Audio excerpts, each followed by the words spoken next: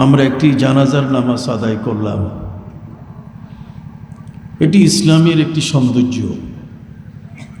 ইসলামের সবচেয়ে বেশি যে সৌন্দর্যগুলো তার মধ্যে একটি হচ্ছে নামাজে জানাজা, জানাজার নামাজ। এখানে আমরা আমাদের হৃদয় নিংড়ানো ভালোবাসা, একজন মুসলমানের প্রতি আমাদের শ্রদ্ধা, একজন মুসলমানের প্রতি আমাদের ভালোবাসা আমরা প্রদর্শন করে থাকি। সম্মানিত শুধু সেই ভালোবাসার তাগিদে আমাদের মাঝ থেকে একজন মানুষ বিদায় হয়ে গেলেন, আর তিনি ফিরবেন না। একমাত্র কেয়ামতে ওয়াইদাল কুবুর বুসিরাত, কবর থেকে যখন সবাইকে বের করা হবে তখন তিনি সবার সাথে বের হবেন। এর আগে আর কবর থেকে আসার কোনো সুযোগ নাই। প্রিয় নবী সাল্লাল্লাহু আলাইহি ওয়াসাল্লাম বলেছেন, মাম্মাতা ফাকাদ কামাত আলাইহিল কিয়ামা, যে লোক মারা গেল তার উপর কিয়ামত হয়ে গেল। আর সে পৃথিবীর কিয়ামত দেখে করবে কি? আগামী জগৎ ধ্বংসের জন্য যে কিয়ামত হবে, এই ব্যক্তির জন্য আর সেই কিয়ামত দেখার কোনো প্রয়োজন নাই। নবী করিম সাল্লাল্লাহু আলাইহি ওয়াসাল্লাম বলেছেন, মাম্মাতা ফাকাদ কামাত আলাইহিল কিয়ামা, যে লোকটি মারা গেল তার উপরে কিয়ামত হয়ে গেছে। অতএব আমরা আজকে ভারাক্রান্ত হৃদয়ে মহান আল্লাহর এই ফয়সালার প্রতি নিজের সন্তুষ্টি প্রকাশ করে, যেটি ঈমান, রিদা বিল কাদা আল ঈমান, আল্লাহর ফয়সালায় রাজি থাকা, এটা হলো কি? ঈমান। অতএব সেই ফয়সালায় আজকে আমরা রাজি। আল্লাহ পাক রব্বুল আলামিন এভাবেই আমাদেরকে নিয়ে যাবেন। আমরা যেন প্রস্তুতি নেওয়া শুরু করি। আল্লাহ যেন সেই সুযোগটি আমাদেরকে দেন। সকল বলুন আমিন। আফতাবুল ইসলামকে, যাকে আমরা আজকে কবরে পাঠিয়ে দিলাম, যারা লাশ কাঁধে করে বহন করে নেওয়া হলো, মাটির নিচে যে প্রশ্নোত্তর হবে, মার রব্বুকা ওয়া মা দীনুকা ওয়া মান হাদার রাজুল, তাকে যে তিনটি প্রশ্ন করা হবে তার মধ্যে একটি প্রশ্ন হলো তোমার রবকে। এটা রাজনৈতিক প্রশ্ন নয় যে তোমার দলনেতাকে, কথা বুঝতে পারছেন? এটি হচ্ছে আল্লাহর পরিচয় তার কাছে চাওয়া হবে যে তোমার রবকে। সে যদি নামাজ রোজা ইবাদত বন্দেগী না করে থাকে তাহলে তার পক্ষে উত্তর দেওয়া সম্ভব হবে না। যে ছাত্র লেখাপড়াই করে নাই, সাবজেক্ট ক্লাসের বিষয়বস্তুই লেখাপড়া করে নেই, সে পরীক্ষার কি উত্তর দিবে?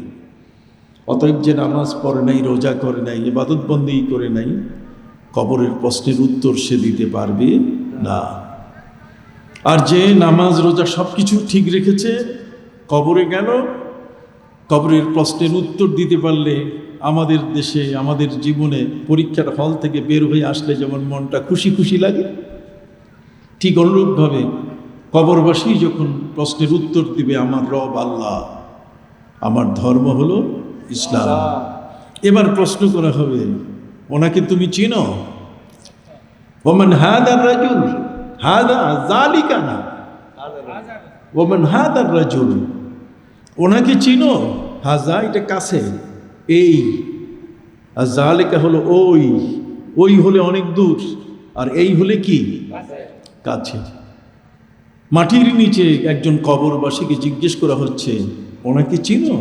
তার মানে আমার নবী সাল্লাল্লাহু আলাইহি ওয়াসাল্লাম, তার রওজা মোবারক আর ওই ব্যক্তির কবর এত কাছে হয়ে যাবে যে এই ব্যক্তি আমার নবী সাল্লাল্লাহু আলাইহি ওয়াসাল্লামকে সচক্ষে দেখা শুরু করবে। মাটির নিচে একজন ব্যক্তিকে যখন আমরা রাখি, তার চতুর্দিকে মাটি, ওপরে মাটি, নিচে মাটি, ডানে বামে, মাথার এবং পায়ের দিকে মাটি, কিন্তু সেই মাটির ভিতর দিয়ে আমার নবীজি সাল্লাল্লাহু আলাইহি ওয়াসাল্লামকে দেখতে পাবে। ফিরিস্তা জিজ্ঞেস করবে, ওমান হাদার রাজুল, বলো দেখি কে? তখন সে উত্তর দিবে, যদি সত্যিকার নবী প্রেমিক হয়ে থাকে, প্রিয় নবী সাল্লাল্লাহু আলাইহি ওয়াসাল্লামের সাথে যদি তার ভালোবাসার সম্পর্কগুলো ঠিক থাকে, সে কোনোদিন কথায়, সে কোনোদিন কোনো কাজে নবী করিম সাল্লাল্লাহু আলাইহি ওয়াসাল্লামের বিরোধিতা করে নাই, তাহলে তার পক্ষে নবীজির পরিচয় যদি সে দিতে পারে, যিনি আমার রসূল সাল্লাল্লাহু আলাইহি ওয়াসাল্লাম, তাহলে সেই ব্যক্তিকে ফিরিস্তারা বলবে, নোম কালাউমিল আরুস, দুলহা দুলহিন নবদম্পতি বাসর ঘরে যেমন ঘুমায়, ফিরিস্তারা বলবে যে তুমি এভাবে এখানে ঘুমাও। তখন সে বলবে যে না, আমি ঘুমাবো না, আমাকে তোমরা ছেড়ে দাও, কবর ফাঁক করো। আমার পৃথিবীতে যাদেরকে রেখে আসলাম, আমার ভাই ব্রাদার আত্মীয় স্বজন আপনজন, ওদেরকে বলি যে নামাজ রোজা হজ যাকাত ইবাদত বন্দেগী করলে কবরে বাসর ঘরের মতো শান্তি পাওয়া যায়। সুবহানাল্লাহ। বাসর ঘরের মতো কি পাওয়া যায়? শান্তি পাওয়া যায়। সম্মানিত সুধী, নবীজিদেরকে দেখা কবরে, এই বিষয়টি পৃথিবীর মানুষের কাছে কিছু মানুষ এমন আছে যারা ওয়াহাবি নাজদিক, তারা মনে করে যে এটা কি, এটা অসম্ভব। বরং তাকে প্রশ্ন করা হবে, যেটা সে প্রশ্নের উত্তর সে নিজে নিজে দিবে, কিন্তু নবীকে দেখানো হবে না। ভাইরা আমার নবীর সাথে যদি ভালোবাসা থাকে, প্রিয় নবী সাল্লাল্লাহু আলাইহি ওয়াসাল্লাম তিনি বলেন, মান রাআনি ফিল মানামে ফাকাদ রাআনি হাক্কা। আমি রসুলকে যদি কেউ স্বপ্নে দেখে, তাহলে সে সত্যিই দেখেছে, সে মিথ্যা দেখে নাই। পৃথিবীর মধ্যে আল্লাহর অসংখ্য এমন ওলিয়া উলিয়া এই পৃথিবী থেকে যারা বিদায় গ্রহণ করেছেন, নবীর মহব্বত ভালোবাসা তাদের অন্তরে বিপুল পরিমাণে বিদ্যমান থাকার কারণে চক্ষু বন্ধ করলে তারা নবীজিকে দেখতে পেতেন। তারা ছিলেন রসুল্লুমা। প্রিয় নবী সাল্লাল্লাহু আলাইহি ওয়াসাল্লামকে চক্ষু বন্ধ করে দেখা যায়। আমার নবী সাল্লাল্লাহু আলাইহি ওয়াসাল্লাম রওজা মুবারাকায় তিনি হলেন জিন্দা, হায়াতুন নবী, তিনি জিন্দা নবী। প্রিয় নবী সাল্লাল্লাহু আলাইহি ওয়াসাল্লাম রওজা মুবারাকায় তিনি জিন্দা। নবীজি সাল্লাল্লাহু আলাইহি ওয়াসাল্লাম বলেছেন, যে আমাকে স্বপ্নে দেখলো সে কি সত্যি দেখেছে। তো স্বপ্নে দেখা, সত্যি দেখা, মাটির নিচ দিয়ে নবীকে দেখা যায়। সুবহানাল্লাহ বলেন। মাটি হলো বিশাল এমন একটা পদার্থ যে মাটির ভিতর দিয়ে এক ওয়াল থেকে ওই ওয়ালের পাশ দেখা যায় না, কিন্তু পৃথিবীর মধ্যে আল্লাহ পাক রব্বুল আলামিন উম্মতের চোখ এত প্রশস্ত করে দিয়েছেন। কাশফুল কুবুর, প্রিয় নবী সাল্লাল্লাহু আলাইহি ওয়াসাল্লাম তিনি মরুভূমি অতিক্রম করছেন। মাররা রাসূলুল্লাহ সাল্লাল্লাহু আলাইহি ওয়াসাল্লাম আলা কাবরাইন ফাকালা ওয়া মা ইউআযাবানি ফি কাবীরিন আম্মা আহাদুহুমা ইয়ামশি বিন নাবিমা ওয়া আম্মাল আখিরু লা ইস্তাতিরু মিনাল বাউল ইলা আখিরিল হাদিস। প্রিয় নবী সাল্লাল্লাহু আলাইহি ওয়াসাল্লামের নাকায়ে কাসওয়া, তার উষ্টি বসে গেল।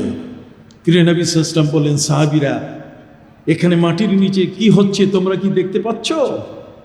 সাহাবা ইকরাম বলেন, হুজুর আমরা তো কিছুই দেখছি না। প্রিয় নবী সাল্লাল্লাহু আলাইহি ওয়াসাল্লাম বললেন, এই মাটির নিচে দুইজন মানুষের কবর, এবং এদের দুইজনের শাস্তি হচ্ছে তাদের নিজের ধারণায় যে গুনাহটি তারা করেছে সেটা বড় নয়। তাদের শাস্তি হচ্ছে ওয়া মা ইউআযাবানি ফি কাবীরিন। প্রিয় নবী সাল্লাল্লাহু আলাইহি ওয়াসাল্লাম বলে দিলেন যে কোন কবরবাসী কোন অপরাধে শাস্তি পাচ্ছে, সেটাও তিনি বলে দিলেন। সুবহানাল্লাহ। আম্মা আহাদুহুমা ইয়ামশি বিন নামিমা ওয়া আম্মাল আখিরু লা ইস্তাতিরু মিনাল বাউল। একজন চুগলি করত, স্বামী স্ত্রী, ব্যবসায়ীর সাথে, প্রতিবেশীর সাথে গোলমাল সৃষ্টি করে রাখত। এই জন্য তার শাস্তি হচ্ছে, এটা গুনাহে কবিরা। কিন্তু যখন তারা এটা করছিল তখন সেটাকে গুনাহে কবিরা মনে করে নাই। আসে না আমাদের দেশে অনেক ঘুষখোর, ঘুষ খাইতেছে, ঘুষ হাতে নিচ্ছে, অথচ সেই ঘুষের টাকাটাকে সে কিছু মনে করতেছে না। ওয়াইলুল লিকুল্লি হুমাযাতিল লুমাযা আল্লাতী জামাআ মালাহু ওয়া আদ্দাদা। ঘুষের টাকা নিয়ে রাতের বেলায় তোষকের নিচে তলার মধ্যে ঢুকায় রাখে, ঘুম হয় না, হঠাৎ করে জেগে উঠে পেশাব করতে যায় না, তার আগেই টাকা বাইর করে গুনে যে কয় টাকা পাইলাম আজকে। কত বল না, আল্লাযী জামাআ মালাহু ওয়া আদ্দাদা। সম্মানিত সুদী, ঘুষখোর ঘুষ খায়, মনে করে না এটা গুনাহে কাবীরা। সুদখোর সুদ খেয়ে যাচ্ছে, অথচ সে মনে করে না এটা গুনাহে কাবীরা। মিথ্যুক মিথ্যা বলছে, অথচ মনে করে না এটা গুনাহে কবিরা। কথা কন না? একজন ব্যক্তি সুস্থ সবল দিনের উপরে আছে, কিন্তু সে মন্দিরে যাচ্ছে, একজন মুসলমান, অথচ এটা গুনাহে কবিরা, সেটাকে গুনাহে কবিরা সে মনে করছে না। ওমা ইউআযাবানি ফি কাবীরিন, এদের ধারণা ছিল যে যে কাজটি করছি এটা বড় কিছু গুনাহ নয়, কিন্তু নবী করিম সাল্লাল্লাহু আলাইহি ওয়াসাল্লাম বলছেন ওদের ধারণা সঠিক নয়। একজন নাম্মাম, সে চুগলখোর, আরেকজন হলো পেশাব করতে গিয়ে সে নিজকে রক্ষা করত না। প্রিয় নবী সাল্লাল্লাহু আলাইহি ওয়াসাল্লাম বলে দিলেন, মাটির নিচে কি হয় আমার নবী দেখেন। সুবহানাল্লাহ। তো মাটির নিচে কি হয় নবী যখন দেখেন, তো নবীর উম্মত তাদেরকে আল্লাহ তাআলা ক্ষমতা দিয়েছেন, কোনো কবরের পাশে বসলে চক্ষু বন্ধ করলে কাশফুল কুবুর হয়ে যায়, ওই মাটি মাঝখানে আর থাকে না, লাশ আর ওই ব্যক্তির মধ্যে সম্পর্ক হয়ে যায়। ওই মানুষটি, ওই আল্লাহর ওলি, তিনি জানতে পারেন তার কবরে কি হচ্ছে। সম্মানিত সুধী, মাটির নিচে যদি কোনো একজন ব্যক্তি কবরে দেওয়ার পরে আমার নবীকে দেখেন, নবীর পরিচয় যদি তিনি দেন, মাটির ভিতরে যদি দেখা যায়, তাহলে মাটির উপরে আমরা যারা আছি, ইয়া নবী সালাম আলাইকা বললে নবীজির ওখানে যাবে না? হাত উঁচু করে বলেন যাবে কিনা? আমাদেরকে তারা বোকা বানাবার চেষ্টা করে। আজকের আপনাদের সামনে মহাগ্রন্থ আল কোরআন থেকে যে তেলাওয়াত করেছি, সম্মানিত সুধী, আপনারা সকলেই জানেন যে আমাদের প্রিয় নবী সাল্লাল্লাহু আলাইহি ওয়াসাল্লামকে আল্লাহ তাজিম করতে বলেছেন, তাকে সম্মান করতে বলেছেন। তাকে সম্মান কিরকম? পৃথিবীতে কতগুলো জিনিস আছে যেগুলোকে মানুষ সম্মান করে, এগুলোকে ছোট করে কখনো দেখে না। যেমন আমার গায়ের জামা কত লম্বা, নিসফ সাক, আর মাথার টুপিটা কত ছোট।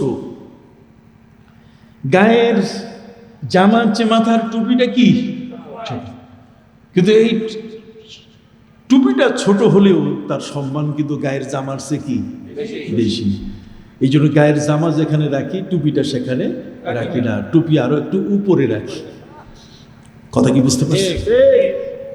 বন্ধুরা আমার, পবিত্র কোরআন মজিদ, এর তো বিশাল সম্মান। আল্লাহ পাক রব্বুল আলামিন যাকে লোহে মাহফুজ থেকে পাঠিয়েছেন, সেই মহাগ্রন্থের সম্মান এত বড়। সেই কোরআন পড়া হলে পরে আমরা কাপড় দিয়ে সেটা বেঁধে একটা রেহেলের উপরে রেখে তেলাওয়াত করা শেষ হলে পরে যখন ওই রেহেলটা কাপড়টা দিয়ে জড়ায় রাখি, তখন সেই রেহেল এবং ওই কাপড়টা যদি খোলা অবস্থায় থাকে, কোনোদিন নিচে রাখি না, এটা কোরআনের সাথে উপরে যেখানে রাখার সেখানেই রাখি। কি বলেন ঠিক কিনা? ভাইরা আমার, পৃথিবীর মধ্যে সম্মান কার চেয়ে কার সম্মান বড়? মেম্বার সাহেবের চেয়ে চেয়ারম্যানের সম্মান বড়, চেয়ারম্যান সাহেবের চেয়ে যিনি এমপি, যিনি সংসদ সদস্য, তার সম্মান আরেকটু বেশি। আবার এমপি সাহেবের চেয়ে মন্ত্রী যিনি, তার সম্মান কি বেশি। আর মন্ত্রীর চেয়ে প্রেসিডেন্ট, রাষ্ট্রপ্রধান যিনি রাষ্ট্রপতি, তার সম্মান কি অনেক বেশি। কথা বুঝতে পারছেন? এইভাবে আল্লাহ পাক রব্বুল আলামিন স্তর ভিত্তিক সম্মানগুলোকে তিনি বন্টন করেছেন। ফালিল্লাহিল ইজ্জাতু ওয়া লিরাসূলিহি ওয়া লিল মুমিনিন। ইমানদার ব্যক্তির ইজ্জত, নবীদের ইজ্জত এবং আল্লাহর ইজ্জত, এই ইজ্জতগুলো যদি, সম্মানগুলো যদি আমরা বিচার করি, তাহলে সেই সম্মান এত বড় যে কোনোভাবেই কারো কোনো সম্মান, যার যে মান আছে, সেই মানটাকে ছোট করে দেখার কোনো সুযোগ নাই। আমার প্রিয় নবী সাল্লাল্লাহু আলাইহি সাল্লামের সম্মান কত বড়! কবিতার ভাষায় বলছেন, আমি বাকরুদ্ধ হয়ে গিয়েছি, আমার ভাষা নাই, কোন ভাষায় নবীর সম্মানকে আমি বুঝাবো।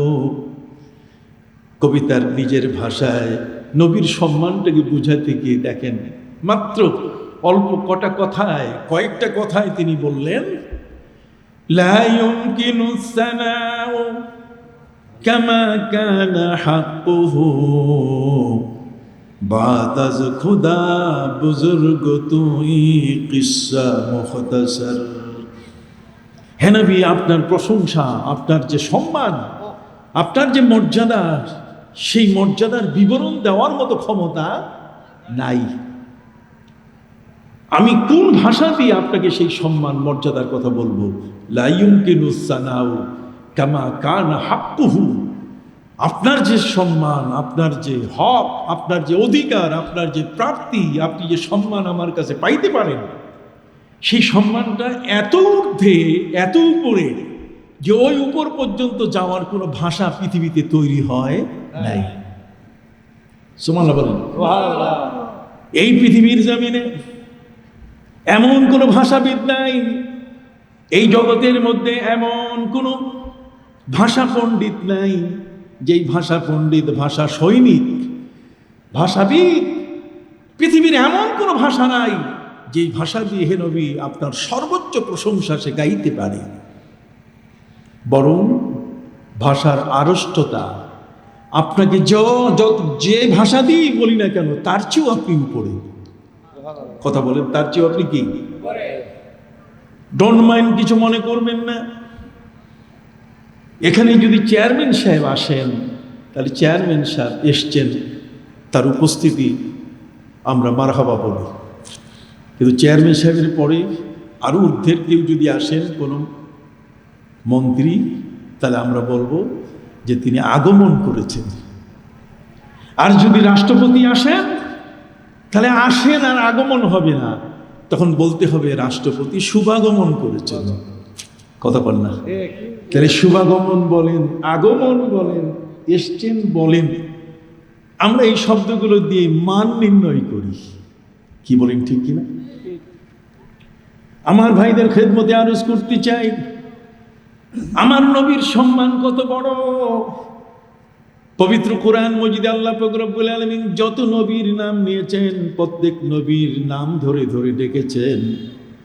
তিনি বলেছেন, ইয়া আদম উসকুন আনতা ওয়া যাওজুকাল জান্নাহ। ইয়া আদম, হে আদম, তুমি এবং তোমার স্ত্রী সহ জান্নাতে কি করো? প্রবেশ করো, বাস করো। এখানে স্বামী স্ত্রীর বসবাস। ইয়া আদম, কথা বুঝেন নেই? ঠিক অনুরূপভাবে আল্লাহ পাক রব্বুল আলামিন নবী মুসার নাম নিয়েছেন, ইয়া মুসা, ইয়া ইব্রাহিম, ইয়া ঈসা ইবনে মারইয়াম। কথা বল না? কিন্তু আমার নবীকে তিনি কখনো ইয়া মুহাম্মদ বলে ডাকেন নাই। আমাদের সমাজের মধ্যে কিছু জ্ঞান পাখি আছে, কোথায় কোথায় মোহাম্মদ এই বলেছেন, মোহাম্মদ এই বলেছেন। মোহাম্মদ মনে হয় তার ছোট ভাই, মোহাম্মদ মনে হয় তার কাছে বাড়ির একটা কর্মচারী। মোহাম্মদ মোহাম্মদ মোহাম্মদ না। পবিত্র কোরআন না পড়লে এই জন্য আদব শিখা যায় না। কোরআন যদি না পড়ে আদব শিখা যায় না। এই জন্য তালাবুল ইলমে ফরিদাতুন আলা কুল্লি মুসলিম। কোরআন পড়া, নবীর হাদিস পড়া, নবীকে জানা, কোরআন জানা, আল্লাহকে জানা, এটা কি ফরজ। আল্লাহকে না জানলে আদব শেখা যাবে না। আল্লাহকে না জানলে মাথার মগজ খুলবে না। আল্লাহকে যদি আপনি না চিনেন, কোরআন যদি না পড়েন, কোরআনের জ্ঞান যদি আহরণ না করেন, তাহলে আপনি কোনোদিন সুবিচার প্রতিষ্ঠিত করতে পারবেন না। কথা বুঝতে পারছেন? এই কোরআনের আইনের বাইরে যাওয়া যাবে না। লিমিট দেয়াল করে দিয়েছে কোরআন। খবরদার, ওয়া মান ইয়াতাআদ্দা হুদুদাল্লাহ, আল্লাহর সীমানা লঙ্ঘন করা যাবে না। অতএব সেই সীমানা লঙ্ঘন করতে গিয়ে আপনি এই দুনিয়ার স্বার্থে আপনি মন্দির পাহারা শুরু করে দিয়েছেন। কথা বলবেন? দুনিয়ার স্বার্থে আপনি ওদিকে যাওয়া শুরু করেছেন। আপনি কি জানেন, আমার প্রিয় নবী সাল্লাল্লাহু আলাইহি ওয়াসাল্লাম তিনি যখন হিজরত করে মদিনা মুনাওয়ারায় গেলেন, সাহাবায়ে কিরামের দল নিয়ে মক্কার জমিন থেকে যখন তিনি মদিনার দিকে রওনা করলেন, তিনি মক্কাকে লক্ষ্য করে বললেন, ইয়া আরদা মক্কা, ইয়া আরদা মক্কা, ওয়াল্লাহি, খোদার কসম করে বলছি, আনতি খায়রু আরদিল্লাহি ফিল আরদ, এই পৃথিবীর জমিনে তুমি হলে সবচেয়ে উত্তম ভূমি। তোমার এই জমিনটা পৃথিবীর জমিনে উত্তম একটি ভূখণ্ড। কেন? যে তোমার বুকের উপরে দাঁড়িয়ে আছে কাবা ঘর। ইয়া আরদা মক্কা, ওয়াল্লাহি আনতি খায়রু আরদিল্লাহি ফিল আরদ, খোদার কসম করে আমি বলছি, যদি তোমার সন্তানরা আমাকে বের করে না দিত, মা খারাজত, আমি কোনোদিন এই মক্কা ছেড়ে বের হতাম না। নবীজি মক্কা আল মুকাররমার দিকে তাকিয়ে তাকিয়ে চোখের পানি ফেলে ফেলে মদিনা মুনাওয়ারায় কি করছেন? হিজরত করছেন। সুবহানাল্লাহ বলেন। মক্কার জমিন থেকে হিজরত করে আমার নবী মদিনা মুনাওয়ারায়, সেখানে তিনি তাশরীফ নিলেন। কথা কন্যা মদিনা মুনাওয়ারায় নবীজির কদম মোবারক সেখানে পড়ল। ইয়াসরিব একটি সবচেয়ে বড় জন্ডিস রোগ সহ একটা অসুস্থ এলাকা ছিল। ইয়াসরিব নামে ছিলা তুমি অলুক্ষণের দেশ, বড়ই খারাপ ছিল যে তোমার পরিবেশ। নবীর ছোঁয়ায় হলে তুমি সোনার মদিনা, সব ভুলিব কিন্তু তোমার বলতে পারি না। সুবহানাল্লাহ বলেন। সম্মানিত সুধী বন্ধুরা আমার,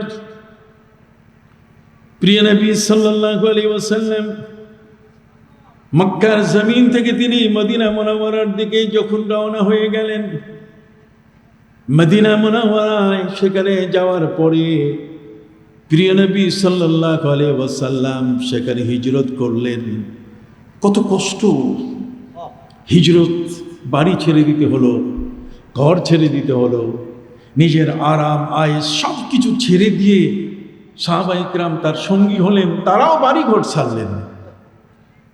মদিনা মুনাওয়ারায় তারা সেখানে গিয়ে কুবা পল্লীতে, সেখানে কুবা নামক গ্রামে গিয়ে উঠলেন। তার আগে সাহাবায়ে কেরামের একদল সেখানে আশ্রয় নিয়েছিলেন। আকাবায়ে উলা, আকাবায়ে সানিয়া, এই দুটোতে মদিনার মানুষরা নবীজির কাছে চুপি চুপি এসে নবীর হাতে ইসলাম গ্রহণ করে বলছে যে মক্কায় থাকার প্রয়োজন নেই, আপনি আমাদের দেশে চলে আসেন। প্রিয় নবী সাল্লাল্লাহু আলাইহি ওয়াসাল্লাম সাহাবায়ে কেরামকে বলেছিলেন, আমি স্বপ্নে দেখছি যে আমি খেজুরের দেশে যাচ্ছি, আমার হিজরত গা হচ্ছে খেজুরের দেশ।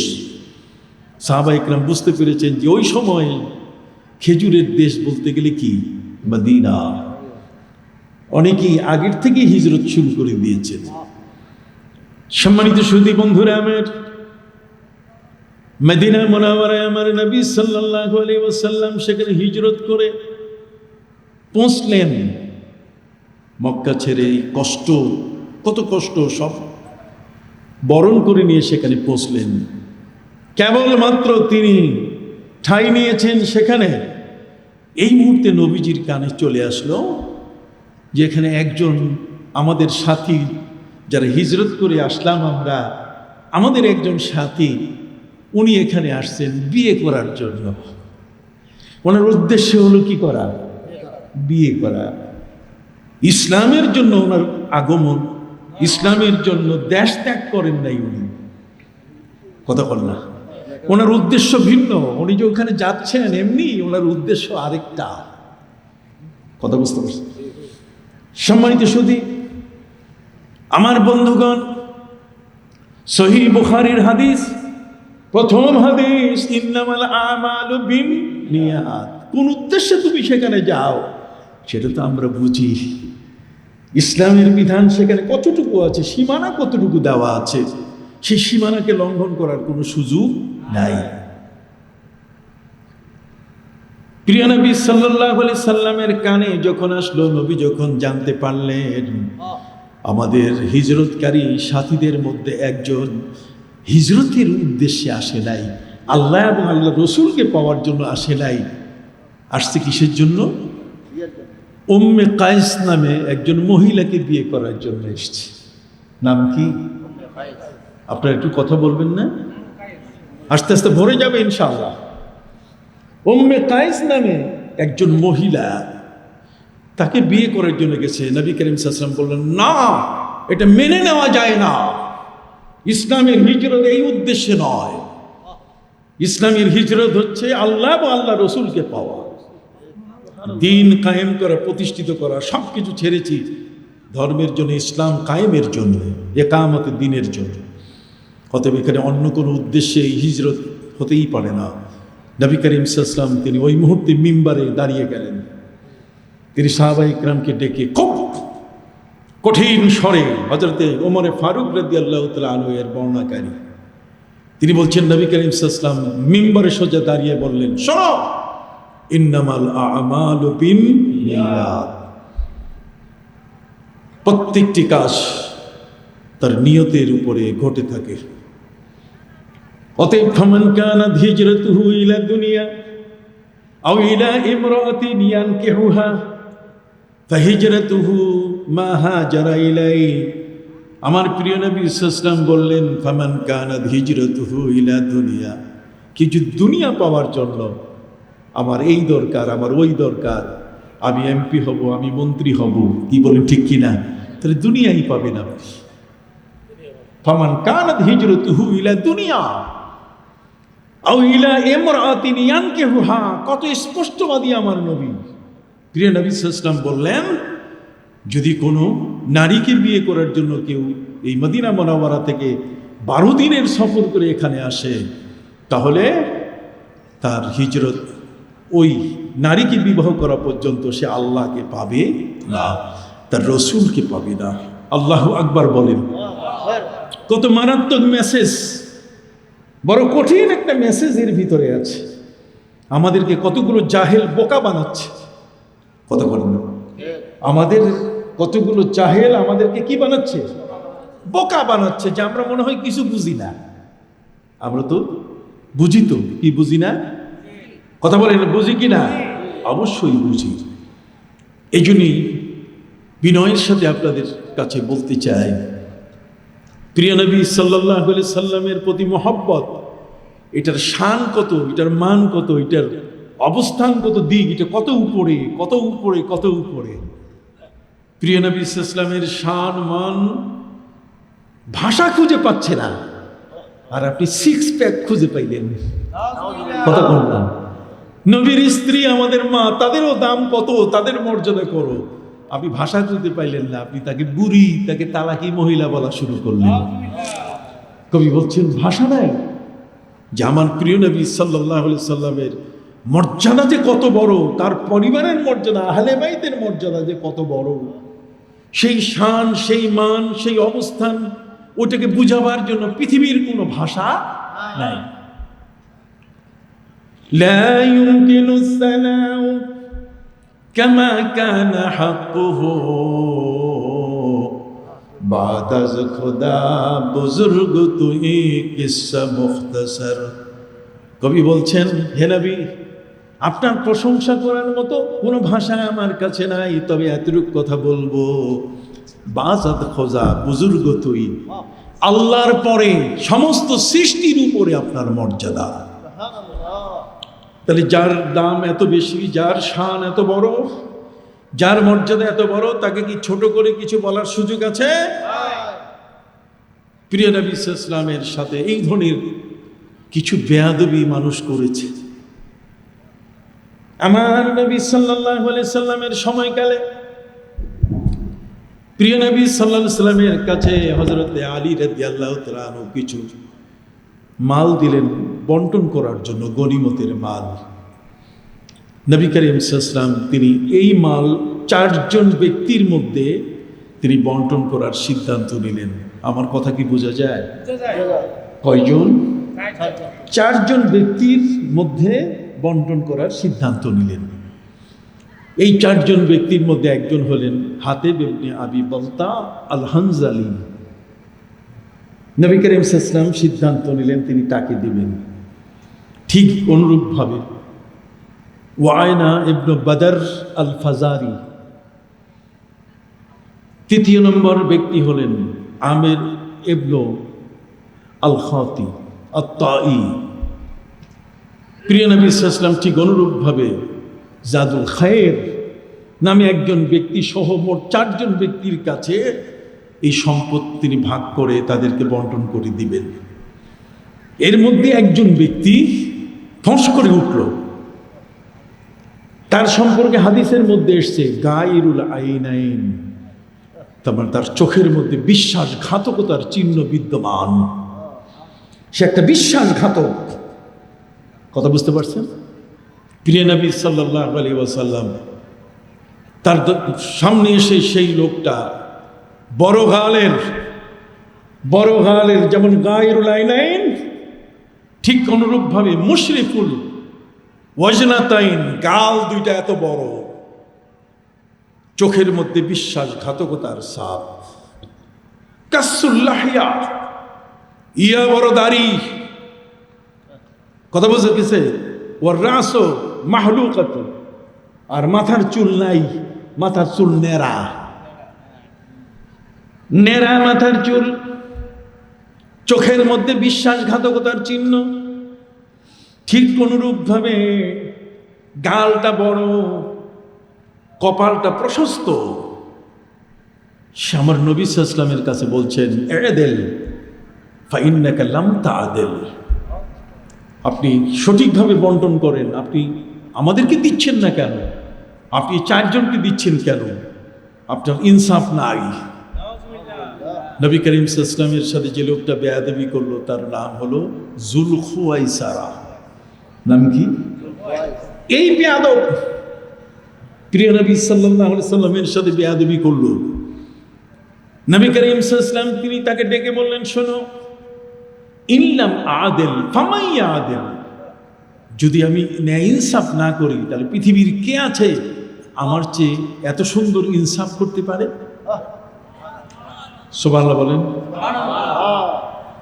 পৃথিবীর মধ্যে যত আলিম ওলামা, জগতের মধ্যে যত বিদ্বান আছে, পণ্ডিত আছে, সবাই তারা বলেছে লোকটা নবীর সাথে বেয়াদবি করেছে, এটার নাম বেদাতি। এই লোকটার নাম কি? এটা বেদাতি। তাহলে বেদাতি তারে বলে যে নবীর সাথে কি করে? বেয়াদবি করে।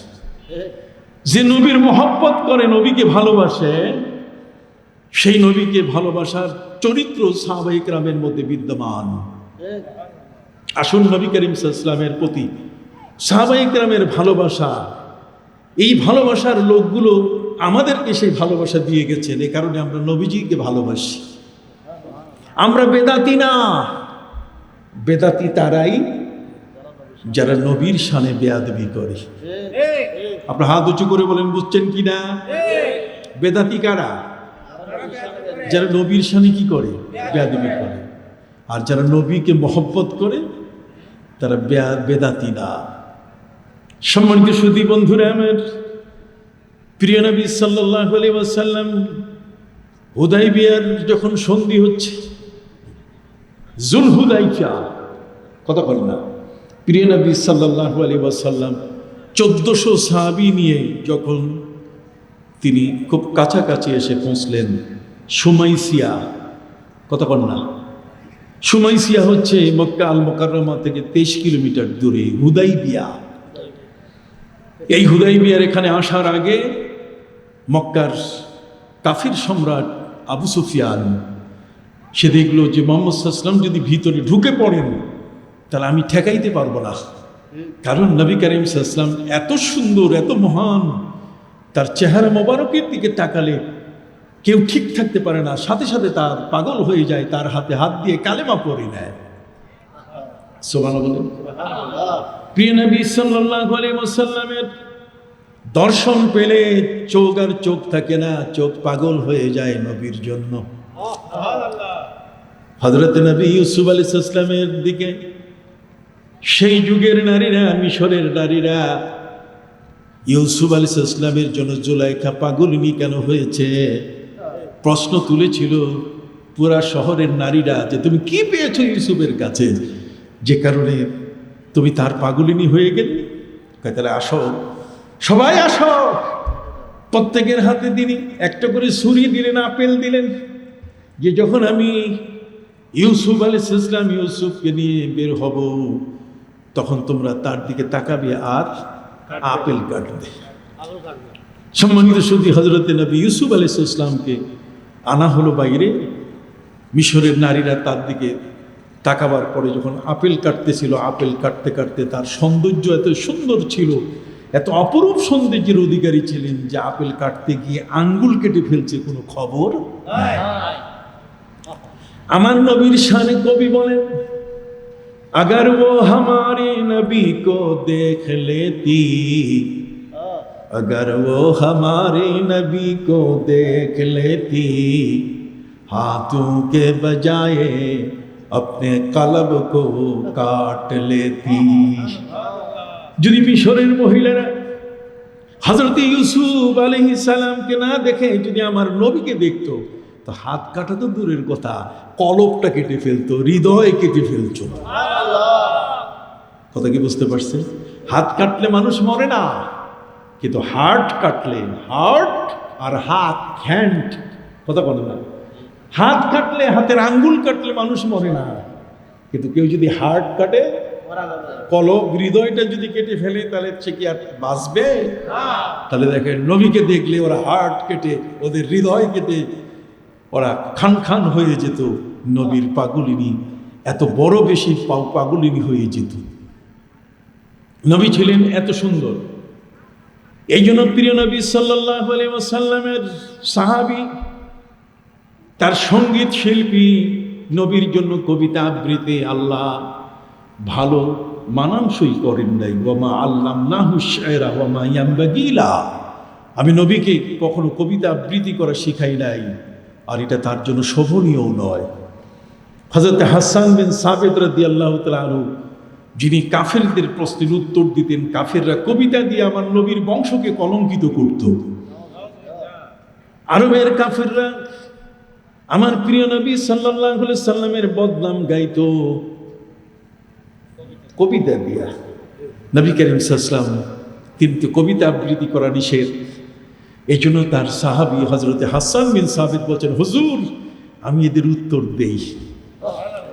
হযরত হাসান বিন সাবিত রাদিয়াল্লাহু তাআলা আনহু, তিনি ছিলেন এমন যে আরবের এমন কোনো বংশ নাই, এমন কোনো লোক নাই যার জীবনী তার জানা ছিল না, তার কলঙ্কের ছাপগুলো তার জানা ছিল না। তখন তিনি নবীর পাশে দাঁড়িয়ে ওই কাফেরদের কবিতার উত্তর দিতেন কবিতা দিয়ে।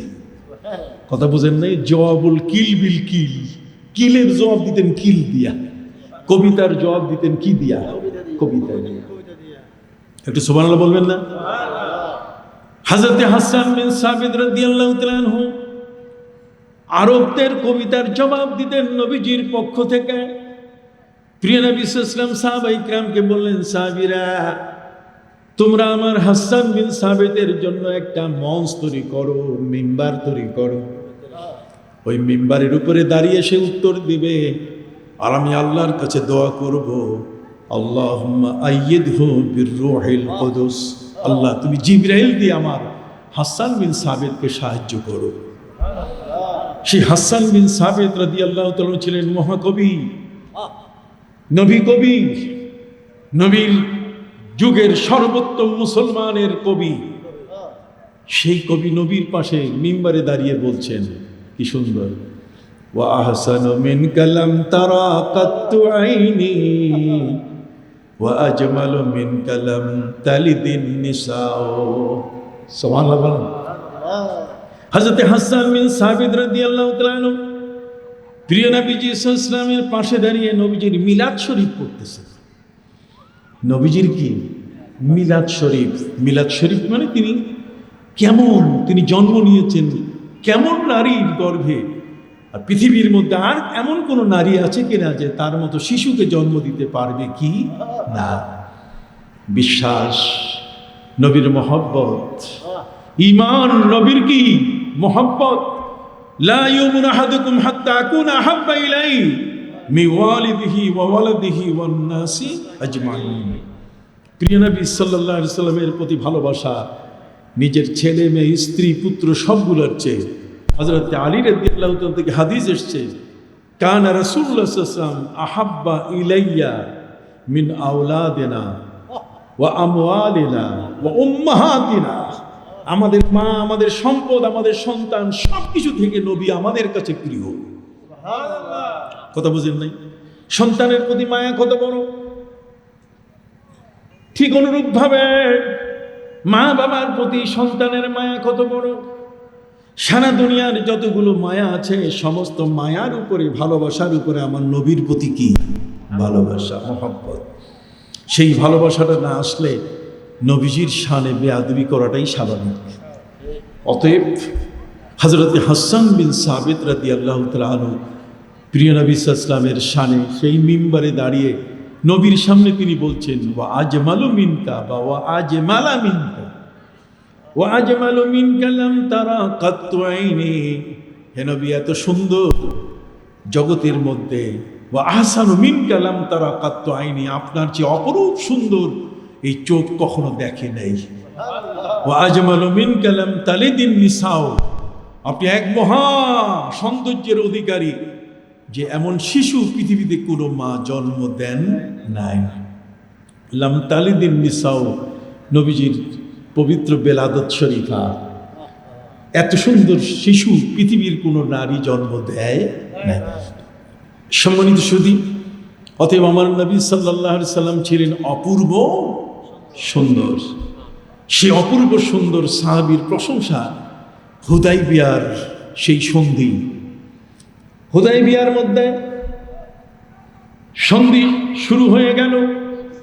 মক্কার কাফের সম্রাট সে বলল, মুহাম্মদ সাল্লাল্লাহু আলাইহি ওয়াসাল্লামকে কোনো মতেই ভিতরে ঢুকতে দেয়া যাবে না। তিনি যে সুন্দর, তার কথা যে সুন্দর, তার ভাষা যে সুন্দর, তার আচরণ যে সুন্দর, যেই তার কাছে যাবে সেই সব কিছু ভুলে তার কাছে কালেমা পড়ে দিবে। অতএব বর্ডারে দাঁড় করাই দিল পুরা। আবু সুফিয়ান তার সেনাবাহিনীকে দাঁড় করালো যে না, বর্ডার ক্রস করতে দেওয়া যাবে না, হরমের ভিতরে ঢুকতে দেওয়া যাবে না। হুদাইবিয়ায় আমার নবীকে সেখানে আটকে দেওয়া হলো। নবী করিম সাল্লাল্লাহু আলাইহি ওয়াসাল্লাম তিনি সেখানে দাঁড়িয়ে অবস্থান করছেন। সেখানে তিনি অবস্থান করছেন একটি গাছের নিচে। কত না, কার নিচে? গাছের নিচে। সাহাবায়ে ইকরাম বলেন, হুজুর, মদিনা মুনাওয়ারা থেকে এত দূর পর্যন্ত এসেছি, 326 কিলোমিটার পথ। 326 কিলোমিটার পথ মদিনা মুনাওয়ারা থেকে মক্কার জমিনে এসেছি। কাবা ঘরে আমরা 3 দিন থাকব। আমাদের সেই তরবারিগুলো কোষের মধ্যে লুকানো। আমরা যুদ্ধ করতে আসি নাই। নবীজি কাবা ঘরের তওয়াফ করবেন। মুহাল্লিকিনা রুউসাকুম ওয়া মুকাসসিরিনা লা তাখাফুন লাকাদ সাদাকাল্লাহু রাসূলাহুর রুইয়া বিল হক লাতাদখুলুন্নাল মাসজিদাল হারামা ইনশাআল্লাহু আমিনিন মুহাল্লিকিনা রুউসাকুম ওয়া মুকাসসিরিনা লা তাখাফুন। জানিয়ে দেওয়া হলো, নবীজি যুদ্ধের জন্য আসেন নাই। তিনি মক্কায় প্রবেশ করবেন, 3 দিন থাকবেন, কোনো যুদ্ধ নাই। তিনি তওয়াফ করবেন, সাথে কিছু হাদি কুরবানির পশু তিনি নিয়ে এসেছেন। আপনারা কি আমার আলোচনা বুঝতেছেন? সম্মানিত শুধু নবীজির প্রতি সাহাবীদের মহব্বত কত বড়, আর আমাদের মহব্বত, এমন মহব্বত আমরা করি যে আমাদের মহব্বতের ঠিকানা নষ্ট হয়ে গেছে। নবীকে বাদ দিয়ে, নবীর জায়গা বাদ দিয়ে সেখানে আমরা বলি যে সেখানে কলকি, রাম, নারায়ণ, তারও নবীর পর্যায়ে। নাউযুবিল্লাহি মিন যালিক। কি শুনতেছি, কি কানে আসতেছে, এই সব শব্দগুলো তো এতদিন আমরা শুনি নাই। নতুন নতুন শব্দ, নতুন নতুন কথা। আপনি কি বুঝতে পারছেন? আমি নির্ভীক মানুষ, আপনি তো বুঝেন, নির্ভীক বুঝেন তো। সত্য কথা বলতে কোনোদিন পিছাই না। বন্ধুরা আমার, প্রিয় নবী সাল্লাল্লাহু আলাইহি ওয়াসাল্লামকে তারা আটকিয়ে দিল।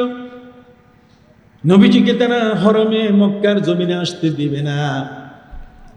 হযরতে ওমর, নবী করিম সাল্লাল্লাহু আলাইহি ওয়াসাল্লামের সাথী যারা, প্রত্যেকেই তারা বলছেন যে এখন কি করা যায়। হযরতে উসমান নুরাইন রাদিয়াল্লাহু তাআলা তিনি বললেন যে আমার সাথে আবু সুফিয়ান, মক্কার যে রাষ্ট্রপ্রধান, কাফের সম্রাট, তার সাথে আমার একটু সম্পর্ক আছে। তা আমি এখানে যাইয়া তাকে আমি বুঝাই মক্কায় গিয়ে যে আমরা 3 দিনের জন্য এসেছি, আমরা এখানে শুধু উমরা পালন করে কুরবানির পশুটা কুরবানি করে আমরা ফিরে যাব। হযরত উসমান রাদিয়াল্লাহু তাআলা তিনি মক্কায় প্রবেশ করলেন। আবু সুফিয়ানের কাছে যখন তিনি যাবেন, তখন ওই সময়কালে যারা আবু সুফিয়ানের বডিগার্ড, তার পিএস, তার সাথে যারা সঙ্গ দিচ্ছে, তারা বলছে যে ওসমান, একটি কাজ করেন, যেহেতু আপনি চলেই আসছেন, আপনার গায়ে যেহেতু এহরামের পোশাক, কথা বলেন না, আপনি যেহেতু উমরা করার জন্য এসছেন, তাহলে কাবা ঘরে আপনি উমরাটা শেষ করেন আগে। আমরা আপনাকে অনুমতি দিলাম, কাবা ঘরে আপনি তওয়াফ শেষ করে সাফা মারওয়ার মাঝখানে আপনি সাই করে উমরা শেষ করেন। তারপর আবু সুফিয়ানের সাথে কথা বলা সহজ হয়ে যাবে। হযরত উসমান যুন্নুরাইন রাদিয়াল্লাহু তাআলা তিনি বলে দিলেন, শোনো, আমার নবীকে বাদ দিয়ে আমি তওয়াফ করব, আমার নবীকে বাদ দিয়ে আমি উমরা শেষ করব, অসম্ভব, এটা হতেই পারে না। প্রিয় নবী সাল্লাল্লাহু আলাইহি সাল্লাম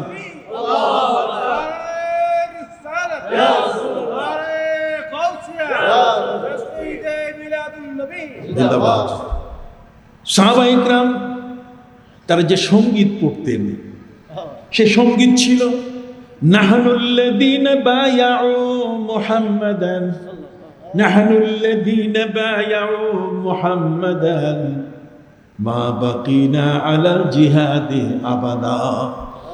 আমরা নবীজির হাতে বায়াত গ্রহণ করেছি, অতএব জীবন যতদিন আছে নবীর পার্শ্ব আমরা কোনোদিন ত্যাগ করব না।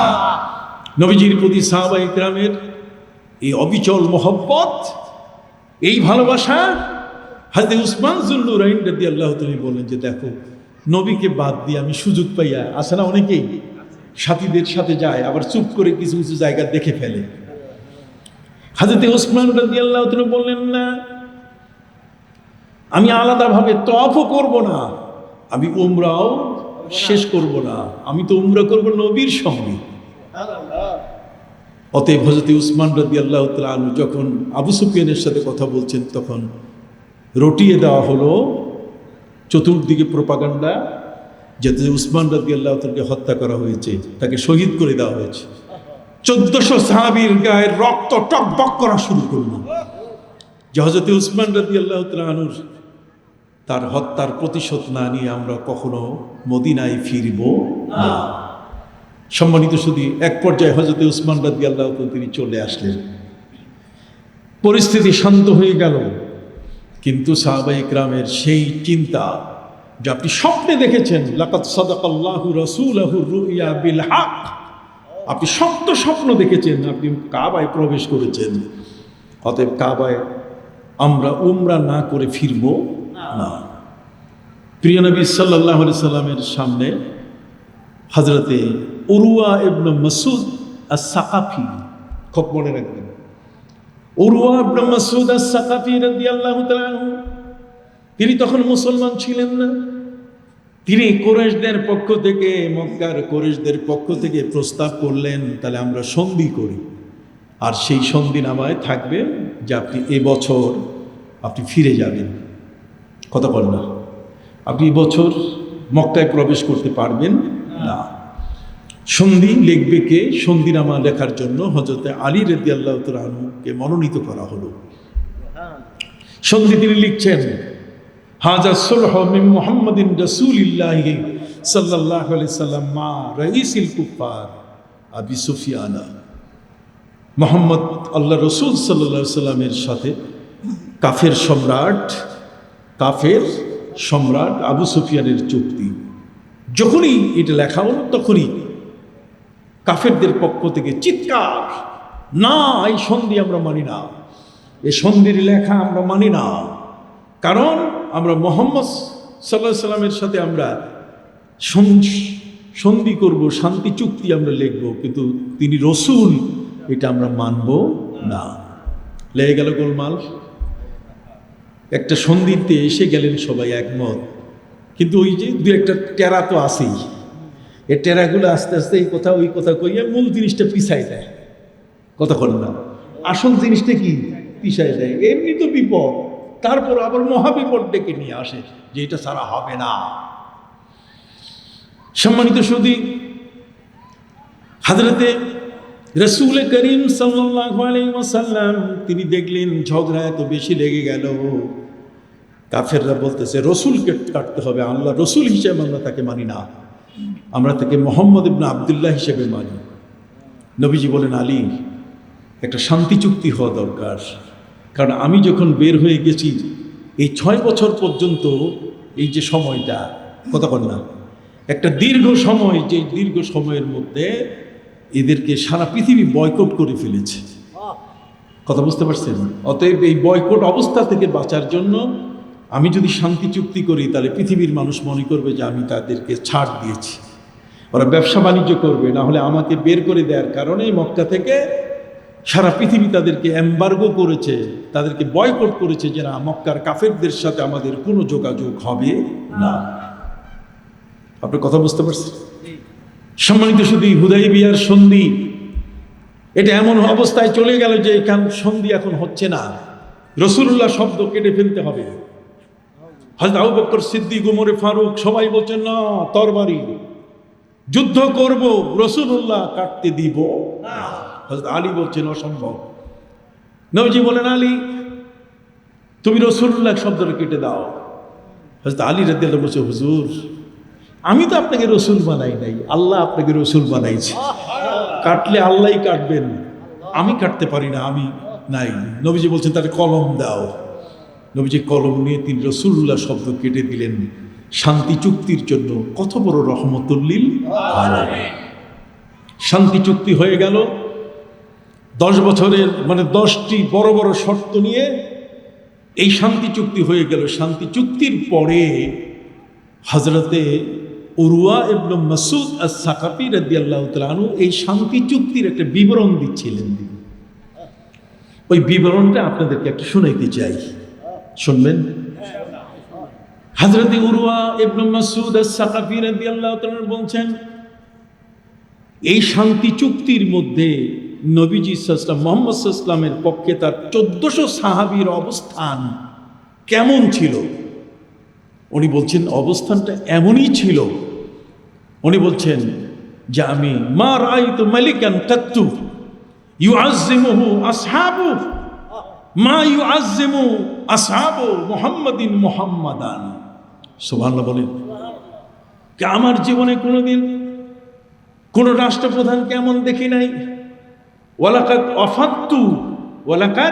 ওয়াফাত্তুল মুলুকা, ওয়ালাকাদ ওয়াফাত্তু আলাল মুলুকে ওয়া ওয়াফাত্তু আলা কাইসার বা কিসরা বা নাজ্জাশী। আমার জীবনে আমি অসংখ্য গণিত রাষ্ট্রপ্রধানের শান্তি চুক্তি দেখেছি, তার সাথী এই রাষ্ট্রপ্রধানদের পাশে থেকে কি করেছে এটা আমি দেখেছি। কতক্ষণ না হযরত উরওয়া ইবনে মাসউদ আস-সাকাফী রাদিয়াল্লাহু তাআলা বলছেন যে বহু রাষ্ট্রপ্রধানের তাদের সঙ্গীদের সাথে এই রাষ্ট্রপ্রধানদের কি হয়েছে, কি ঘটনা ঘটেছে এটা আমি স্বচক্ষে কি দেখছি। কিরকম? উনি বলছেন ওয়ালাকাদ ওয়াফাত্তু আলাল মুলুক ওয়া ওয়াফাত্তু আলা কাইসার। কাইসার হচ্ছে রোমান সম্রাট। রোমান সম্রাটের সাথীরা রোমান সম্রাটের সাথে, হেরাক্লিয়াসের সাথে কি আচরণ করে। ওয়া কিসরা, কিসরা মানে পারস্য সম্রাট, আগুন পূজারী সম্রাট, তার পাশে তার সাথীরা কি আচরণ করে। ওয়ান নাজ্জাশী, আর ইথিওপিয়ায় নাজ্জাশীর সাথে তার সাথীরা কি আচরণ করেছে আমি স্বচক্ষে কি করছি দেখেছি। উনি বলছেন মা রাআইতু মালিকান কাত্তু, আমি কখনো দেখি নাই ইউআজ্জিমুহু আসহাবু, তাদের সাথীরা এত বড় তাজিম করে, মা ইউআজ্জিমুহু আসহাবু মুহাম্মাদিন মুহাম্মাদা। প্রিয় নবী সাল্লাল্লাহু আলাইহি ওয়াসাল্লামের সাহাবীরা নবীজিকে যেভাবে তাজিম করত, নবীজিকে যেভাবে কি করত, সম্মান করত। এই সম্মান করা আমি পৃথিবীতে কোনো রাষ্ট্রপ্রধানের অনুচর, রাষ্ট্রপ্রধানের নিচের কর্মকর্তা কর্মচারী এইভাবে কখনো সম্মান করেছে এটা আমার জীবনে আমি কখনো দেখি না। সুবহানাল্লাহ বলেন। কি সম্মান করেছে এ দেখেন, ব্যাখ্যা করছেন। সম্মানটা হলো এই, প্রিয় নবী সাল্লাল্লাহু আলাইহি ওয়াসাল্লাম ইজা ইয়াতানাখামা নাখামাতান ইল্লা ওয়াকা আলা কাফি রাজুলিন মিনহু, যখন নবী করিম সাল্লাল্লাহু আলাইহি সাল্লাম নাক ঝাড়া দিতেন, কি দিতেন? আপনার কথা বলতেছেন না, একটু শুনে নেন। মা ইয়াতানাখামু নাখামাতান ইল্লা ওয়াকা আলা কাফি রাজুলিন মিনহুম। নবী করিম সাল্লাল্লাহু আলাইহি ওয়াসাল্লাম যখন নাক ঝাড়া দিতেন, এই নাক ঝাড়া দিলে কি নাকের নেটা পড়ে না? কথা কন না, আপনার দেশে কি বলে? শিং, হিঙ্গন, কতক্ষণ না। নবী করিম সাল্লাল্লাহু আলাইহি ওয়াসাল্লামের নাক ঝাড়া দিলে পরে নাকের যে শিং, নাকের যে এই যে তরলটা, এটা যখন পড়তো, এটা মাটিতে পড়তো না। মা ওয়াকাত, কথা বুঝে গেছে, মাটিতে পড়তো না।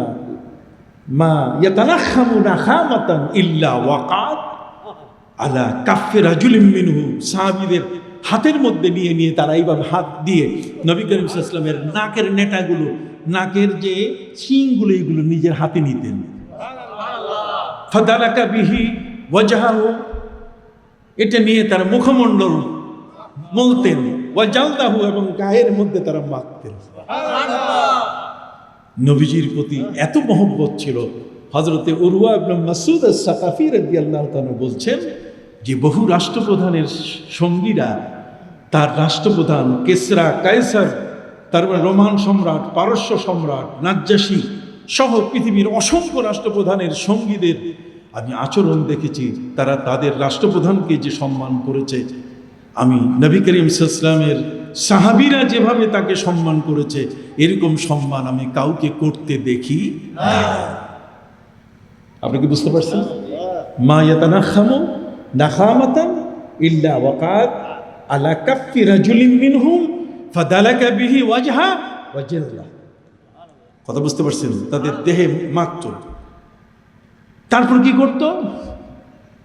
তারপর বলছে ওয়ামা তাওয়াজ্জা, প্রিয় নবী সাল্লাল্লাহু আলাইহি সাল্লাম যখন উযু করতেন, উযু করার সাথে সাথে কাদু ইয়াক্তাতিলুনা আলা উযুহি, তারা হুমড়ি খেয়ে কাদু কাদু কাদু মানে কদু না, কাদু ইয়াক্তাতিলুনা আলা উযুহি, নবী করিম সাল্লাল্লাহু আলাইহি সাল্লামের উযুর পানির মধ্যে হুমড়ি খাইয়া পড়তো। কথা বুঝেন নাই? এবং ওই পানি, উযুর পানি তারা মাটিতে ফেলতে দিত না। শুধু তাই নয়, উরওয়া ইবনে মাসউদ আস-সাকাফী তখন মুসলমান হন নাই। তিনি কুরাইশদের একজন নেতা, জি একজন প্রতিনিধি, কুরাইশদের প্রতিনিধি। তিনি বলছেন যে মুহাম্মদ সাল্লাল্লাহু আলাইহি ওয়াসাল্লাম সম্পর্কে তোমাদেরকে একটা রিপোর্ট করতেছি, শোনো। মুহাম্মদ সাল্লাল্লাহু আলাইহি ওয়াসাল্লামের সাহাবীরা তাকে কত ভালোবাসতেন। কথা বলছে মা ইউআজ্জিমুহু আসহাবু, মা ইউআজ্জিমুহু আসহাবু মুহাম্মাদিন মুহাম্মাদা। সুবহানাল্লাহ, সহিহ বুখারীর হাদিস। তিনি বলেন ওয়ামা তাকাল্লামা খাফাজু আসওয়াতাহুম, যখন নবীজি কথা বলতেন তখন তারা একে নীরব হয়ে চুপ করে থাকতো, একজনও মাথা নাড়াইতো না, কথা বলতো না। পাখি মাথার মধ্যে এসে বসে তারপর উড়াল দিয়ে চলে যাইত। পাখি মনে করতো যে এটা বোধহয় এক একটা খুঁটি। কথা বোঝে নাই? আমরা তো নামাজে দাঁড়াইলে টুপিটা এই পাশে করি, ওই পাশে করি, হাতের জামার হাতা কাঁচাই, আবার ডাইন পাশে নড়ি, বাম পাশে নড়ি, নড়াচড়া কম হয় না। কি বলেন, ঠিক কিনা? কিন্তু আদব এমন, আমার প্রিয় নবী সাল্লাল্লাহু আলাইহি সাল্লামের সামনে সাহাবায়ে কেরাম এমন ভাবে বসা থাকতেন, ইদা তাকাল্লামা, নবীজি যখন তার মোবারক জবান থেকে কথা বলতেন, খাফাজু আসওয়াতাহুম, তখন সবাই যদি কথাও বলতেন খুব নিম্ন স্বরে, যাতে নবীজির কানে না যায়, কোনো ডিস্টার্ব যেন না হয়। সুবহানাল্লাহ বলেন। তাহলে নবীজির নাকের নেটা, নাকের শিং, শিঙ্গন, এটা মাটিতে পড়তে দিত না। নবী করিম সাল্লাল্লাহু আলাইহি সাল্লামের উযুর পানি মাটিতে পড়তে তারা দিতেন না, গায়ে মাখতেন। সেই ভালোবাসা আর এখনকার এই মৌলবীদের ভালোবাসা কি এক? মৌলবীরা নবীকে সাংবাদিক কয়, এই কয়, সেই কয়, শেষ নাই। নবীর শান বুঝে না, মান বুঝে না। ওহী যার কাছে আসে সে সাংবাদিক নয়, তিনি নবী। তিনি কি? নবী। নবী ছাড়া, নবী যিনি আল্লাহর পক্ষ থেকে নবীর কাছে ওহী আসে, যে ওহীটা লোহে মাহফুজে সংরক্ষিত, যেটা ফিরিস্তা আনতে গিয়ে ৭০,০০০ ফিরিস্তা জিবরিল আমিনকে সাহায্য করে, এবং নবীর কাছে ঘন্টার আওয়াজে আসে, আহিয়ানা ইয়াতিনি মিসলা সালসালাতিল জারাস, কখনো ঘন্টার আওয়াজে আসে। নবীজি বলছেন সেটা গ্রহণ করতে আমার বড় কষ্ট হতো। প্রিয় নবী সাল্লাল্লাহু আলাইহি ওয়াসাল্লামের প্রতি মহব্বত আবু বকর সিদ্দিক রাদিয়াল্লাহু তাআলাকে তবুকের যুদ্ধের সময় নবীজি বক্তৃতা দিয়ে বললেন যে এই তবুকের যুদ্ধে যাওয়ার মতো রসদ আমাদের হাতে নাই, কিন্তু মদিনা মুনাওয়ারা থেকে তবুকের দূরত্ব হলো প্রায় 600 কিলোমিটার। 600 কিলোমিটার দূরে আমরা যাব, আমাদের কাছে পথের কোনো রসদ, পস্তের খাবার দাবার কিছুই নাই। হযরত আবু বকর সিদ্দিক রাদিয়াল্লাহু তাআলা তিনি তার ঘর থেকে থালা বাসন খাবার দাবার যা কিছু ছিল সব কিছু নিয়ে তিনি উপস্থিত হয়েছেন। ভালোবাসা ছিল কত বড়! সেই ভালোবাসা সিদ্দিক আকবরের কাছে শিখতে হবে। ওই আল আজহার ইউনিভার্সিটি সহ পৃথিবীর যে কোনো ইউনিভার্সিটিতে পড়লেই যে ভিতরে আসবে তা নয়, আবু বকরকে আত্মস্থ করতে হবে। আফদালুন নাস বাদাল আম্বিয়া আবু বকর, নবীদের পরে পৃথিবীর যদি উত্তম ব্যক্তি থাকেন তাহলে তিনি হলেন কে? আবু বকর। আবু বকর সিদ্দিককে আত্মস্থ করতে হবে, নিজের ভিতরে নিতে হবে। যে আবু বকর সিদ্দিক রাদিয়াল্লাহু তাআলা প্রিয় নবীজির ডাক শোনার জন্য নবীজি বলেছেন, আবু বকর কোন এক রাতে তোমাকে আমি ডাকতে পারি, ডাকলে যেন তোমাকে সঙ্গী হিসাবে পাই।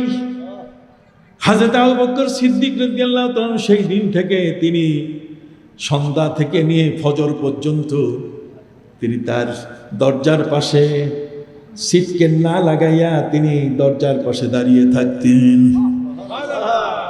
স্ত্রী ডাক দিতেন স্বামীরে, তুমি তো আমার বিছানার মানুষ, তুমি তো বিছানায় আমার প্রতি ভালোবাসা অর্পণ করবে, কিন্তু তুমি দরজার পাশে দাঁড়িয়ে আছো কেন? কার জন্য তুমি অপেক্ষা করছো? হযরত আবু বকর সিদ্দিক রাদিয়াল্লাহু তাআলা বললেন, প্রাণের স্ত্রী রে, আমি তার জন্য অপেক্ষা করছি যাকে তোমার চেয়ে বেশি ভালোবাসি। সুবহানাল্লাহ, মাইন্ড করার কিছু নাই। ঘরের স্ত্রীকে যদি বলে তোমার চেয়ে আমি নবীকে ভালোবাসি, এটা ভালো, এখানে মাইন্ড করার কিছু নাই, বরং সেই স্ত্রীকেও বলে দিতে হবে, হ্যাঁ স্বামী, আমিও জগতের সব কিছুর থেকে তোমার চেয়েও আমার নবীকে ভালোবাসি। দুইজনের ভালোবাসা যদি এক হয়ে যায় তাহলে সেখানে আর কোনো ঝগড়া লাগে না। আমি কি বুঝাইতে পারছি আপনাদের?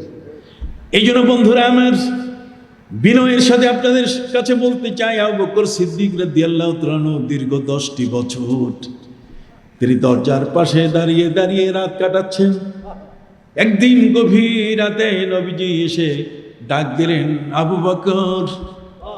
সাথে সাথে দরজা খুলে বের হলেন। আবু বকর বললেন, লাব্বাইকা ওয়া সাদাইকা ইয়া রাসূলুল্লাহ, হুজুর আমি হাজির।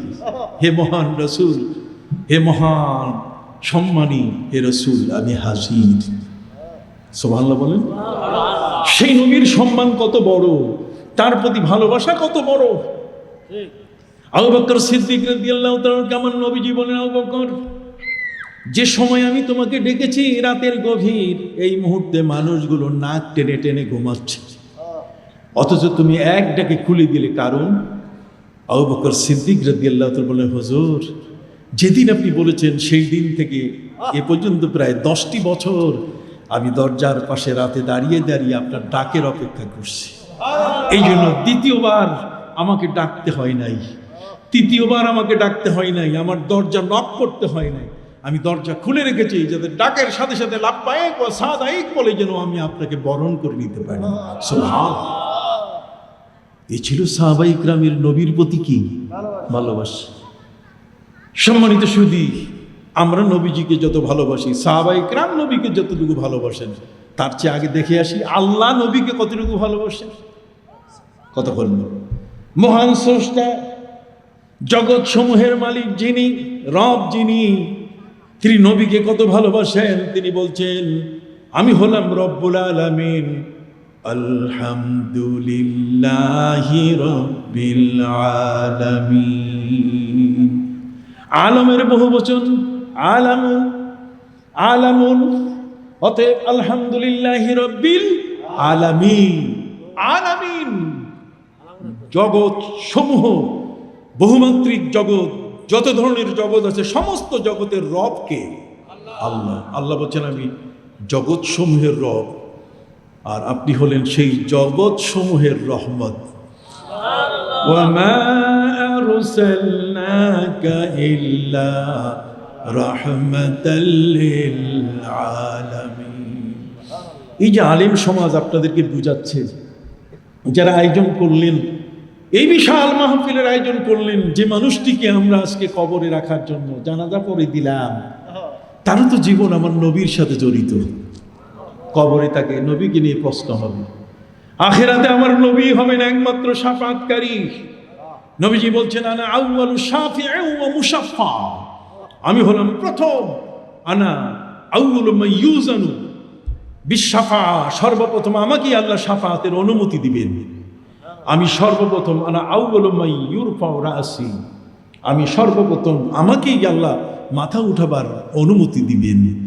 সেজদায় পড়ে থাকবো, এরপর বলবেন ফাশাফে তুশাফা, আপনি সুপারিশ করেন, আপনি আপনার উম্মতের জন্য আপনি যা বলার বলেন, আজকে সব গ্রহণ করা হবে। আপনি যেহেতু আমার হাবিব, সারা জগিয়া দুনিয়ার সমস্ত নবী আল্লাহকে খুশি করেছেন, আমার আল্লাহ খুশি করছেন আমার নবীকে। দুনিয়ার নবী খুশি করেছেন আল্লাহকে, আর আল্লাহ খুশি করছেন কি? আমার নবী। এই জন্য নবীর সম্মান জানাতে গিয়ে আল্লাহ তাআলা কখনো ইয়া মুহাম্মদ বলে ডাকেন নাই, ইয়া আইয়ুহাল মুজাম্মিল, ইয়া আইয়ুহাল মুদ্দাসসির, ইয়া আইয়ুহান নবী, ইয়া আইয়ুহার রাসূল। সুবহানাল্লাহ বলেন। এগুলো থেকেই আমাদের জ্ঞান শিক্ষা নিতে হবে। কতক্ষণ কোরআনের ইউজিং, কোরআনের ব্যবহারটা আমাদের জানতে হবে। আপনি বহু লেখাপড়া করেছেন, লেখাপড়ার বিশাল কেদার আলী বুঝেন, চেয়ারম্যান হয়ে গেছেন আপনি, বিশাল বড় প্যাট নিয়ে বসছেন, জ্ঞান ভর্তি, কিন্তু সেই জ্ঞানে উরির চরের মতো ময়লা জমে গেছে। কথা বলুন না, ওই জ্ঞানটা আপনি পরিষ্কার করতে পারেন নাই। এটা নবীর মহব্বত ছাড়া সেই জ্ঞানকে পরিষ্কার করার কোনো সুযোগ নাই।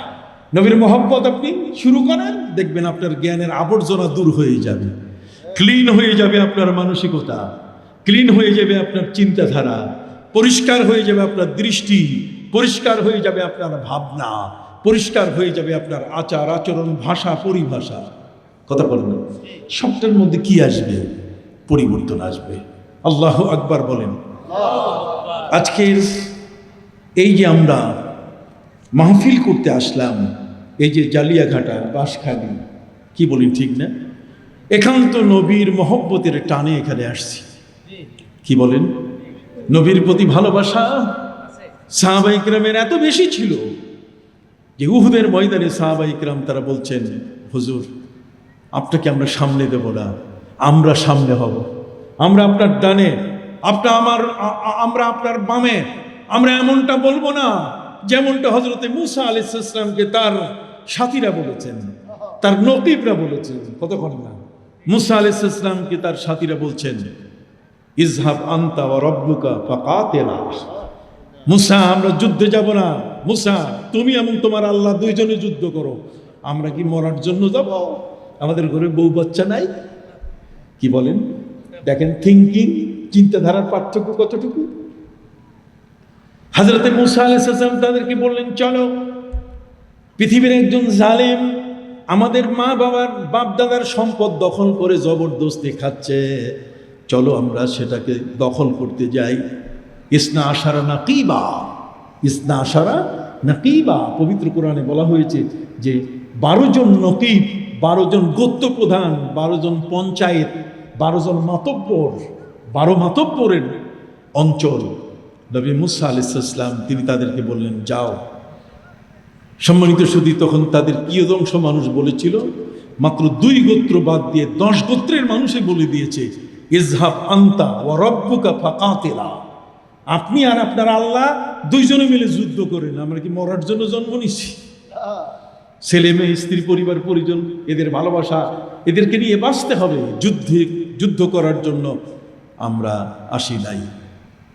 সম্মানিত সুধী, সাহাবায়ে কেরাম বলছেন, আমরা আপনাকে ওই কথা বলবো না যা মূসা আলাইহিস সালামকে তার সাথীরা বলেছেন। আমরা আপনার সাহাবী, নাহানু আসহাবী, আমরা আপনার সাহাবী, আমরা আপনাকে ছেড়ে দেব না, আমরা আপনাকে পাঠাই দেব না কোথাও একা, বরং আপনার সামনে থাকবো, তীর লাগলে আগে আমাদের গায়ে লাগবে। সুবহানাল্লাহ বলেন। আমরা আপনার ডানে থাকবো, আমরা আপনার বামে থাকবো, আমরা আপনার কি পিছনে থাকবো, তীর লাগলে আমাদের গায়ে লাগবে। হযরতে তালহা রাদিয়াল্লাহু তাআলা আনহু শহীদ হওয়ার পরে যখন তার দেহের ভিতরে তীরের আঘাত গোনা হলো, প্রায় ৭৩টি জায়গায় তীর আঘাত করে বের হয়ে গেছে। সুবহানাল্লাহ বলে। কি ভালোবাসা ছিল, সেই ভালোবাসার প্রাণ আমরা কি দিতে পারি? উহুদের যুদ্ধের মধ্যে সাহাবায়ে কিরাম যখন নবী করিম সাল্লাল্লাহু আলাইহি ওয়াসাল্লাম 50 জনকে ভাগ করে দিয়ে দিলেন জাবালে রুমাত থেকে উহুদ পাহাড়ের মাঝখানের জায়গা, যদি তোমরা দেখো যে তোমাদের কারো মাথার উপরে কাক বোঝেন, কাউয়া, কাক বসে কাক ঠোঁট দিয়ে ঠোকরাইয়া তার মগজ উঠাই ফেলতেছে তোমাদের সাথীদের মধ্যে, তবুও তাকে উদ্ধার করতে যাবে না। নবী করিম সাল্লাল্লাহু আলাইহি ওয়াসাল্লাম বললেন, তোমাদেরকে একটা ব্যূহ দিলাম, তোমাদেরকে 50 জনের মাধ্যমে একটা প্রাচীর তৈরি করে দিলাম, এই প্রাচীরটা যেন নষ্ট না হয়। কথা বললাম, একটা চেন তৈরি করে দিলাম, 10 হাত 20 হাত পর পর তোমরা দাঁড়িয়ে আছো, এই চেনটা যেন কেউ ভাঙতে না পারে।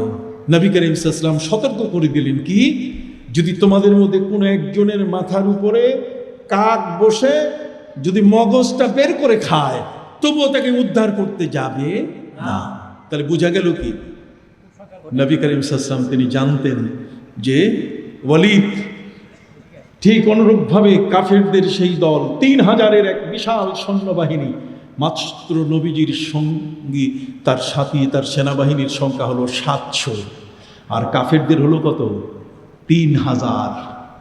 জোরে বলেন, কাফেরদের কত? 3000। আর মুসলমানের কত? 700। 300 নিয়ে তো পালাই গেছে আব্দুল্লাহ ইবনে উবাই ইবনে সলুল।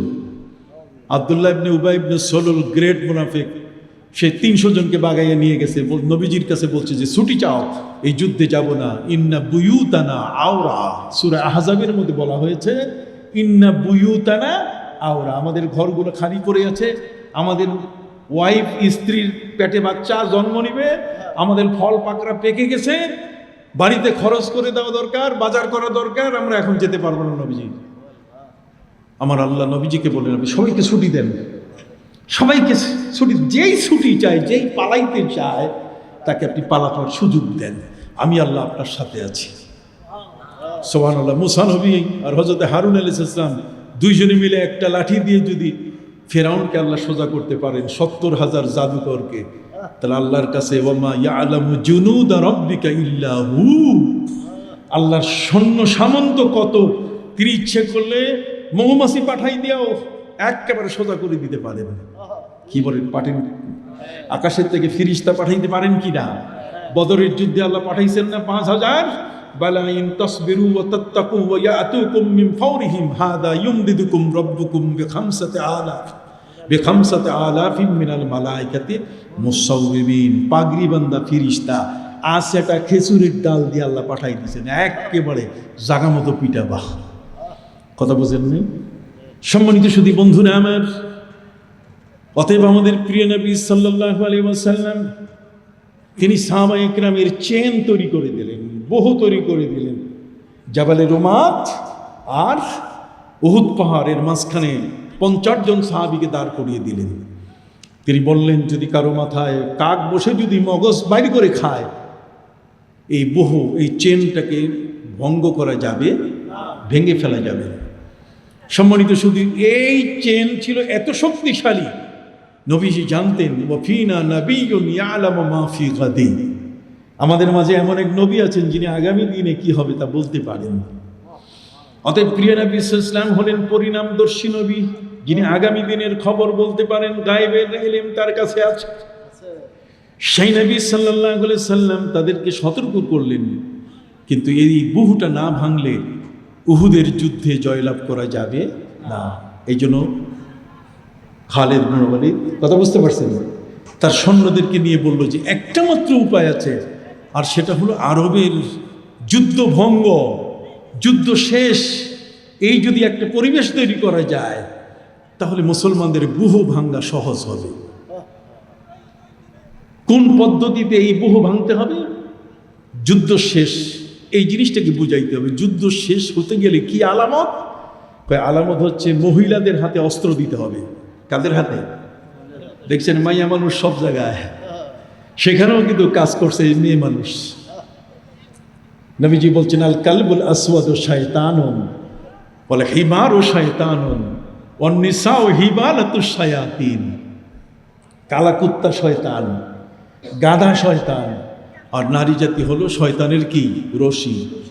মা বোনরা বেজার হবেন না, খবরদার। আপনাদের পায়ের নিচে সন্তানের বেহেশত, কি বলেন ঠিক না? আল্লাহ আপনাদের বিশাল মর্যাদা দিয়েছেন, আপনাদের সাথে বেয়াদবি করে কেউ জান্নাতে যেতে পারবে না। সম্মানিত সুধী বন্ধুরা আমার, এমন একটি অবস্থা, যুদ্ধ ভঙ্গ, যুদ্ধ হবে না, যুদ্ধ শেষ, এই আলামত তৈরি করার জন্য কাফিররা কৌশল করল। আর সেই কৌশলটা কি? মহিলাদের হাতে তারা অস্ত্র তুলে দিল। এক মহিলাদেরকে বলল যে তোমরা নিজের যে শাড়ি আছে, পরনের শাড়ি, এই পরনের পোশাকটা হাঁটু পর্যন্ত উঠাইয়া মুসলমান যারা 50 জন দাঁড়ানো আছে তাদের সামনে অস্ত্রগুলো ফেলে দিয়ে তোমরা পালাই যাবা। তাতে মুসলমানরা মনে করবে যুদ্ধ কি শেষ।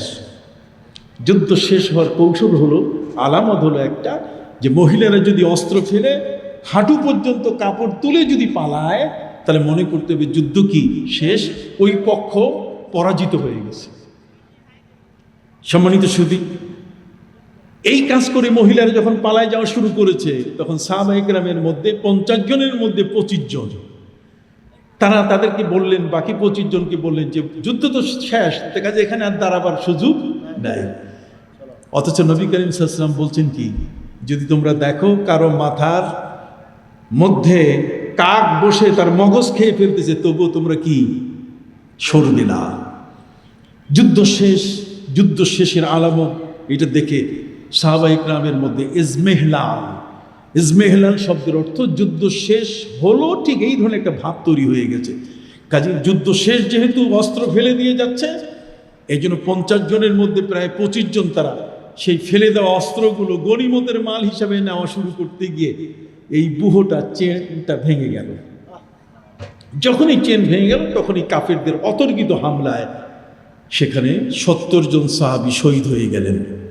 তার মধ্যে নবী করিম সাল্লাল্লাহু আলাইহি ওয়াসাল্লামের আপন চাচা সাইয়্যিদুশ শুহাদা হযরতে আমির হামজা রাদিয়াল্লাহু তাআলা আনহু সেই শহীদ হয়ে গেলেন। সম্মানিত সুধী, নবী করিম সাল্লাল্লাহু আলাইহি ওয়াসাল্লাম যে কথাটি বলেছেন, সেই কথাটি সাহাবায়ে কেরাম মানেন নাই, এই ব্যাখ্যা করা যাবে না। বাবা আদম আলাইহিস সালাম গন্ধম ফল খেয়েছেন, কাজে অপরাধী, এই কথা বলা যাবে না। আল্লাহ নিজেই বলেছেন, ফাআসা আদম ওয়া লাম নাজিদ লাহু আজমা। আদম এখানে সীমা লঙ্ঘন করেছেন ঠিকই, কিন্তু তার কোনো ইচ্ছা ছিল না। সাহাবায়ে কেরাম কারোই নবীর আদেশ লঙ্ঘন করার কোনো ইচ্ছা ছিল না। কিন্তু যুদ্ধ শেষ হওয়ার যে কৌশল, যুদ্ধ যেভাবে শেষ হয়, সেই যুদ্ধ শেষ হওয়ার পরিস্থিতির তারা শিকার হয়ে গেছে। তারা মনে করেছেন মহিলারা যেহেতু হাতে অস্ত্র ফেলে দিয়ে শাড়ি, আঁচল হাঁটু পর্যন্ত তুলে তারা পালায় যাচ্ছে, তাহলে মনে করতে হবে কি যুদ্ধ কি শেষ। তো যুদ্ধ শেষ, তারা তাদের ইস্তেহাদি খাতা, তাদের চিন্তার মধ্যে চলে আসে, যুদ্ধ শেষ যেহেতু, কাজে গনিমতের মালটা নিয়ে নিই। গনিমতের মাল নিতে গিয়ে বুহ ভেঙে গেছে, রাস্তা ফাঁক হয়ে গেছে, তখন কাফিরদের পক্ষ থেকে অতর্কিত হামলা। আল্লাহ বলছেন যে নবীজির নির্দেশ অমান্য নয়, নবীজির নির্দেশটাকে সঠিকভাবে সেখানে ব্যবহার করা দরকার ছিল। কিন্তু সাহাবায়ে কেরাম চিন্তা করেছেন যুদ্ধ শেষ, এতটুকু চিন্তার পরিবর্তন করার কারণে ক্ষতি হয়ে গেল কত? 70 জন সাহাবী শহীদ হলেন। এই 70 জন সাহাবী শহীদ হওয়ার ব্যাপারে আল্লাহ পবিত্র কোরআনে তিনি বলছেন যে তোমরা বদরের যুদ্ধে যেমন মজবুত ছিলে, 70 জন কাফের মারা গেছে। এখানে যদি মজবুত থাকতে তাহলে একজনেরও মৃত্যু হতো না। কিন্তু তোমরা নবীর সেই আদেশটা, এটাকে যদি পালন করতে, তাহলে তোমাদের এই ক্ষতিটা হতো না। কিন্তু তোমরা নিজেরা এখানে ইস্তেহাদ করেছো, নিজেরা বুদ্ধি করে গবেষণা করে যুদ্ধ শেষ মনে করেছো, এই জন্য ওই সমান ক্ষতি তোমাদের উপরে এসে গেছে। সুবহানাল্লাহ বলেন। এই অবস্থায় যুদ্ধ, কঠিন পরিস্থিতি, সাহাবায়ে কেরাম তারা প্রত্যেকেই বললেন এবার উহুদের যুদ্ধে আর আমাদের রক্ষা নাই। তারা যার যার বাড়ি মদিনায় চলে যাওয়া শুরু করলেন। মদিনা মুনাওয়ারায় বাড়িতে গিয়ে যখন ঢুকতেছেন, বাড়িতে ঢুকলে ঘরের মহিলারা কি মনে করবে? যে আপনার গাজী হয়ে আসছেন। কথা বল না, আপনি শহীদ হন না এই যুদ্ধে, আপনি কি হয়েছেন? গাজী। তাহলে গাজী হয়ে আপনি ফিরেছেন, এই কথা বলে তো স্ত্রী তার স্বামীকে, কন্যা তার বাবাকে, বোন তার ভাইকে বরণ করে নেওয়ার কথা। কিন্তু না, সাহাবায়ে কেরাম যারা উহুদের ময়দান থেকে নিজের বাড়ির ফিরে যাচ্ছিলেন, ফিরে গেলেন, গেটে ঢুকবেন, ঠিক ওই মুহূর্তে মহিলারা, স্ত্রী, মেয়ে, বোন হাত উঁচু করে ব্যারিকেড সৃষ্টি করেছে, আমরা ঘরে ঢুকতে দিব না, আমাদের নবী কই, নবীজিকে নিয়ে আসা। সেই সময়কালে মদিনার মহিলারাও নবীকে কত ভালোবাসতেন। নিজের স্বামীর কাছে প্রশ্ন তুলেছেন যে স্বামী, আমরা ঘরে ঢুকতে দিব না। কথা কি বুঝছেন না বুঝেন নাই? আপনাকে ঘরে ঢুকতে দিব না, স্ত্রী তার স্বামীকে বলছে, কন্যা তার বাবাকে বলছে, বোন তার ভাইকে বলছে, ভিতরে ঢুকতে দিব না বাড়িতে। নবীজি কই? নবীর প্রতি তাদের এমন ভালোবাসা ছিল। সেই প্রিয় নবী সাল্লাল্লাহু আলাইহি ওয়াসাল্লামের প্রতি সাহাবায়ে কেরামের ভালোবাসার চেয়ে আল্লাহর ভালোবাসা ছিল আরো কোটি কোটি গুণে বেশি। প্রিয় নবী সাল্লাল্লাহু আলাইহি সাল্লামকে আল্লাহ বলে দিলেন, হে নবী, ওয়াল্লাহু ইয়াসিমুকা মিনান নাস। এই পৃথিবীতে মানুষ যারা এই বড় বড় পদে থাকে, তাদের নিরাপত্তার জন্য নিরাপত্তা বলয় তৈরি করতে হয়। তাদের নিরাপত্তার জন্য পুলিশ, র্যাব, কথা কর না, আর্মি চতুর্দিকে ঘিরে রাখে যাতে কেউ ক্ষতি করতে না পারে। আল্লাহ বলছেন, হে নবী, আপনার নিরাপত্তা বলয় তৈরি করার দরকার নাই, পৃথিবীর কোনো সৈন্য সেনাবাহিনীর প্রয়োজন নাই, আমি আল্লাহ নিজেই আপনার পাহারাদার। সুবহানাল্লাহ। আপনি কোথায় আছেন? আপনার নবীর শান কোথায়? আপনার নবীর মান কোথায়? জি বলুন। নারায়ে তাকবীর, নারায়ে রিসালাত, নারায়ে গাউসিয়া। সভাপতি সাহেবের আগমন, নেসারুদ্দের আগমন, নেসারুজুরের আগমন, আব্দুল মালিক আশরাফি হুজুরের আগমন। নারায়ে তাকবীর, নারায়ে রিসালাত, নারায়ে গাউসিয়া। হাজরিন, আলহামদুলিল্লাহ, বুঝতে পারছি। সম্মানিত সুধী, আমরা যতটুকু নবীজিকে ভালোবাসি তার চেয়ে ভালোবেসেছেন সাহাবায়ে কেরাম। আমাদের উপরে আউলিয়ায়ে কেরাম, তাদের উপরে সাহাবায়ে কেরাম। কন্যা নবীজি সাল্লাল্লাহু আলাইহি ওয়াসাল্লামকে ভালোবাসার যদি এই স্তরগুলো আমরা বিশ্লেষণ করি, তাহলে আমরা দেখতে পাবো যে নবীজির ভালোবাসা ছিল তাদের এত বেশি। ওয়াইসা আজ দিন ও ইমা ই কদর তাদে মবাস দিনে মা ইশকে মোহাম্মদ হুব্বে উ ইমানে মা। সুফি ফতে আলী ওয়াইসি রহমতুল্লাহ আলাইহি তিনি বলেছেন, ওয়াইসি রে, যদি তোমাকে কেউ জিজ্ঞাসা করে যে তোমার ধর্মের নাম কি, তোমার ঈমান কি, তোমার ধর্ম এবং ঈমানের পরিচয় দাও। ওয়াইসা আজ দিন ও ইমা, রে ওয়াইসি, যদি কেউ তোমার দিন এবং তোমার ঈমান সম্বন্ধে জিজ্ঞেস করে, তাহলে তুমি বলে দাও, দিনে মা ইশকে মোহাম্মদ, আমার ধর্ম হলো নবীর জন্য পাগল হয়ে থাকা, নবীর ভালোবাসায় পাগল হয়ে থাকা। এটার নাম কি? আমার ধর্ম। আমার ঈমান হলো তার ভালোবাসা দিয়ে আমার সব কিছু উজাড় করে দেওয়া। কথা বুঝতে পারছেন? সেই ভালোবাসা আউলিয়া কেরাম থেকে আমরা শিখেছি। এই ভালোবাসার উপরে আমরা আজকে প্রতিষ্ঠিত। আর সেই ভালোবাসার মানুষগুলোকে আজকে নবীর মহব্বত থেকে দূরে সরাই দেওয়া হচ্ছে। সাহাবায়ে কেরাম যারা নির্ভরযোগ্য, তাদেরকে বলা হচ্ছে যে তারা অনির্ভরযোগ্য। সাহাবায়ে কেরাম মেয়ারে হক না, সত্যের মাপকাঠি না। তাহলে সাহাবায়ে কেরাম যদি সত্যের মাপকাঠি না হয়, তাহলে সত্যের মাপকাঠি কারা? যারা মন্দিরে যায়। কথা বলবেন না। সত্যের মাপকাঠি কারা? সত্যের মাপকাঠি যদি এই সমস্ত মহান ওলিরা না হয়, তাহলে কারা? আতিউল্লাহ ওয়া আতিউর রাসূল ওয়া উলিল আমরি মিনকুম ফাসআলু আহলায যিকরি ইন কুনতুম লা তা'লামুন। যারা জিকির করে, যারা কোরআন পড়ে, কথা যাদের গবেষণা আছে, যারা ওলিয়া উলিয়া, তারা তো আমাদের জন্য নির্ভরযোগ্য ব্যক্তি। কি বলেন, ঠিক কিনা? এর তো ওলিয়া মুর্শিদা তো এরা, তাই না? আর একজনে ওলি তো খুঁজেই পায় না। ওলি মানে দুশ্মন বানায় ফেলছে, তার মানে আল্লাহর ওলিদেরকে আমাদের থেকে বিচ্ছিন্ন করার পক্ষে তারা কথা বলছে। এই জন্যই আজকের দরসুল কোরআন, এই মাহফিলের মূল যে বিষয়টা, সুন্নি সম্মেলনের মূল যে বিষয়টা, আজকে তারা দর্শে কোরআন দিচ্ছে, কিন্তু সূরা আলাম নাশরাহ ওদের মুখে আসে না। নবীজির সিনা চাক হয়েছে, ওরা বিতর্ক করা শুরু করেছে যে না, সিনা চাক হয় নাই। অথচ হযরত আনাস ইবনে মালিক রাদিয়াল্লাহু তাআলা বলছেন, 10 বছর নবীজির খেদমত করেছি, প্রিয় নবী সাল্লাল্লাহু আলাইহি ওয়াসাল্লামকে আমি গোসল দিয়েছি, আর বারবার আমি তার সিনার দিকে তাকিয়ে থাকি, যেহেতু নবীজির সিনা চাক হয়েছে, সেই দাগটা তার মধ্যে বিদ্যমান ছিল। সুবহানাল্লাহ বলেন। তাহলে সেই ভালোবাসা যার অন্তরের মধ্যে নাই, তাকে দিয়ে জগতে ইসলাম কায়েম হবে না। নবীর ভালোবাসা থাকতে হবে। নবীর ভালোবাসা থাকলে কোরআন কায়েম করা যাবে। নবীর ভালোবাসা না থাকলে ওই হুদা হুদা কোরআন কায়েম করার কোনো সুযোগ নাই। সে করবে কিসের উপরে? ফান্ডামেন্টাল ল যেটা, সেটাকে বাস্তবায়ন করতে গেলে নবীর ছাড়া, নবীর বিবরণ ছাড়া, প্রিয় নবী সাল্লাল্লাহু আলাইহি ওয়াসাল্লাম কোরআনের সবচেয়ে বড় তিনি মুফাসসির। কোরআনের 100 নয় 1000% জ্ঞান, পবিত্র কোরআনের প্রত্যেকটা আয়াতের পরিপূর্ণ, আয়াতে মুহকামাত হোক, মুতাশাবিহাত হোক, কথা বুঝেন নাই, সব কিছুরই মহান পণ্ডিত আমার নবী। সুবহানাল্লাহ বলেন। সেই মহান নবী মহাজ্ঞানের অধিকারী, শুধু পণ্ডিত নয়, এটা দেখ ছোট করা হবে, কি বলেন ঠিক কিনা, বরং তার চেয়েও তিনি অতীব মহান জ্ঞানের জগৎ। অতএব সেই নবী সাল্লাল্লাহু আলাইহি সাল্লামকে আল্লাহ তাআলা সম্মান দিতে দিতে বলছেন, আসা আইয়াব আসাকা রব্বুকা মাকামাম মাহমুদা, আপনি মাকামে মাহমুদের অধিকারী। কিয়ামতের ময়দানে সমস্ত ব্যক্তি দাঁড়িয়ে থাকবে সে তামার প্লেটের উপরে, আর আপনাকে আমার পাশে আমি মাকামে মাহমুদের চেয়ার লাগাই দেব, আপনি আমার পাশে বসবেন, আমার বিচার আপনি দেখবেন। সুবহানাল্লাহ।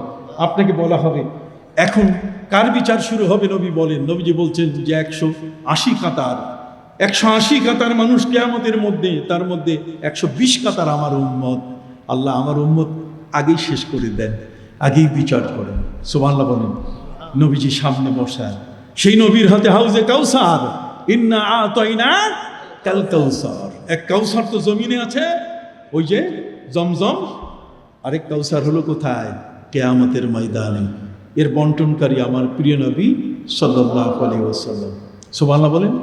সেই নবী সাল্লাল্লাহু আলাইহি ওয়াসাল্লামকে আল্লাহ তাআলা ক্ষমতা দিলেন যে আপনি ওই যে হিসাব কিতাব সিরাত, যখন আপনার উম্মতের আমলনামা মাপা হবে, ওয়ানাদাউল মাওয়াজিনাল কিসতা লিয়াউমিল কিয়ামাহ, কথা বল না, সেই কিয়ামতের ময়দানে ওই পাল্লার পাশে আপনি থাকবেন, আপনার উম্মত যেন জাহান্নামে না যায়।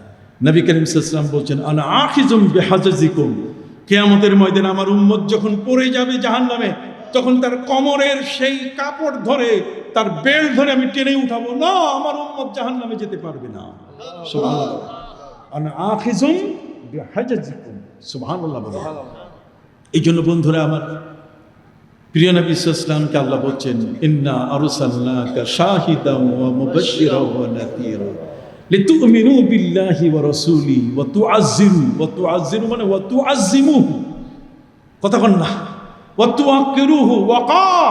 ওয়াকার শব্দের অর্থ হচ্ছে এত বড় শান, এত বড় মান, যে যার সমকক্ষ জগতের মধ্যে আর কারো মানেই হতে পারে না। কথা কি বুঝতে পারছেন?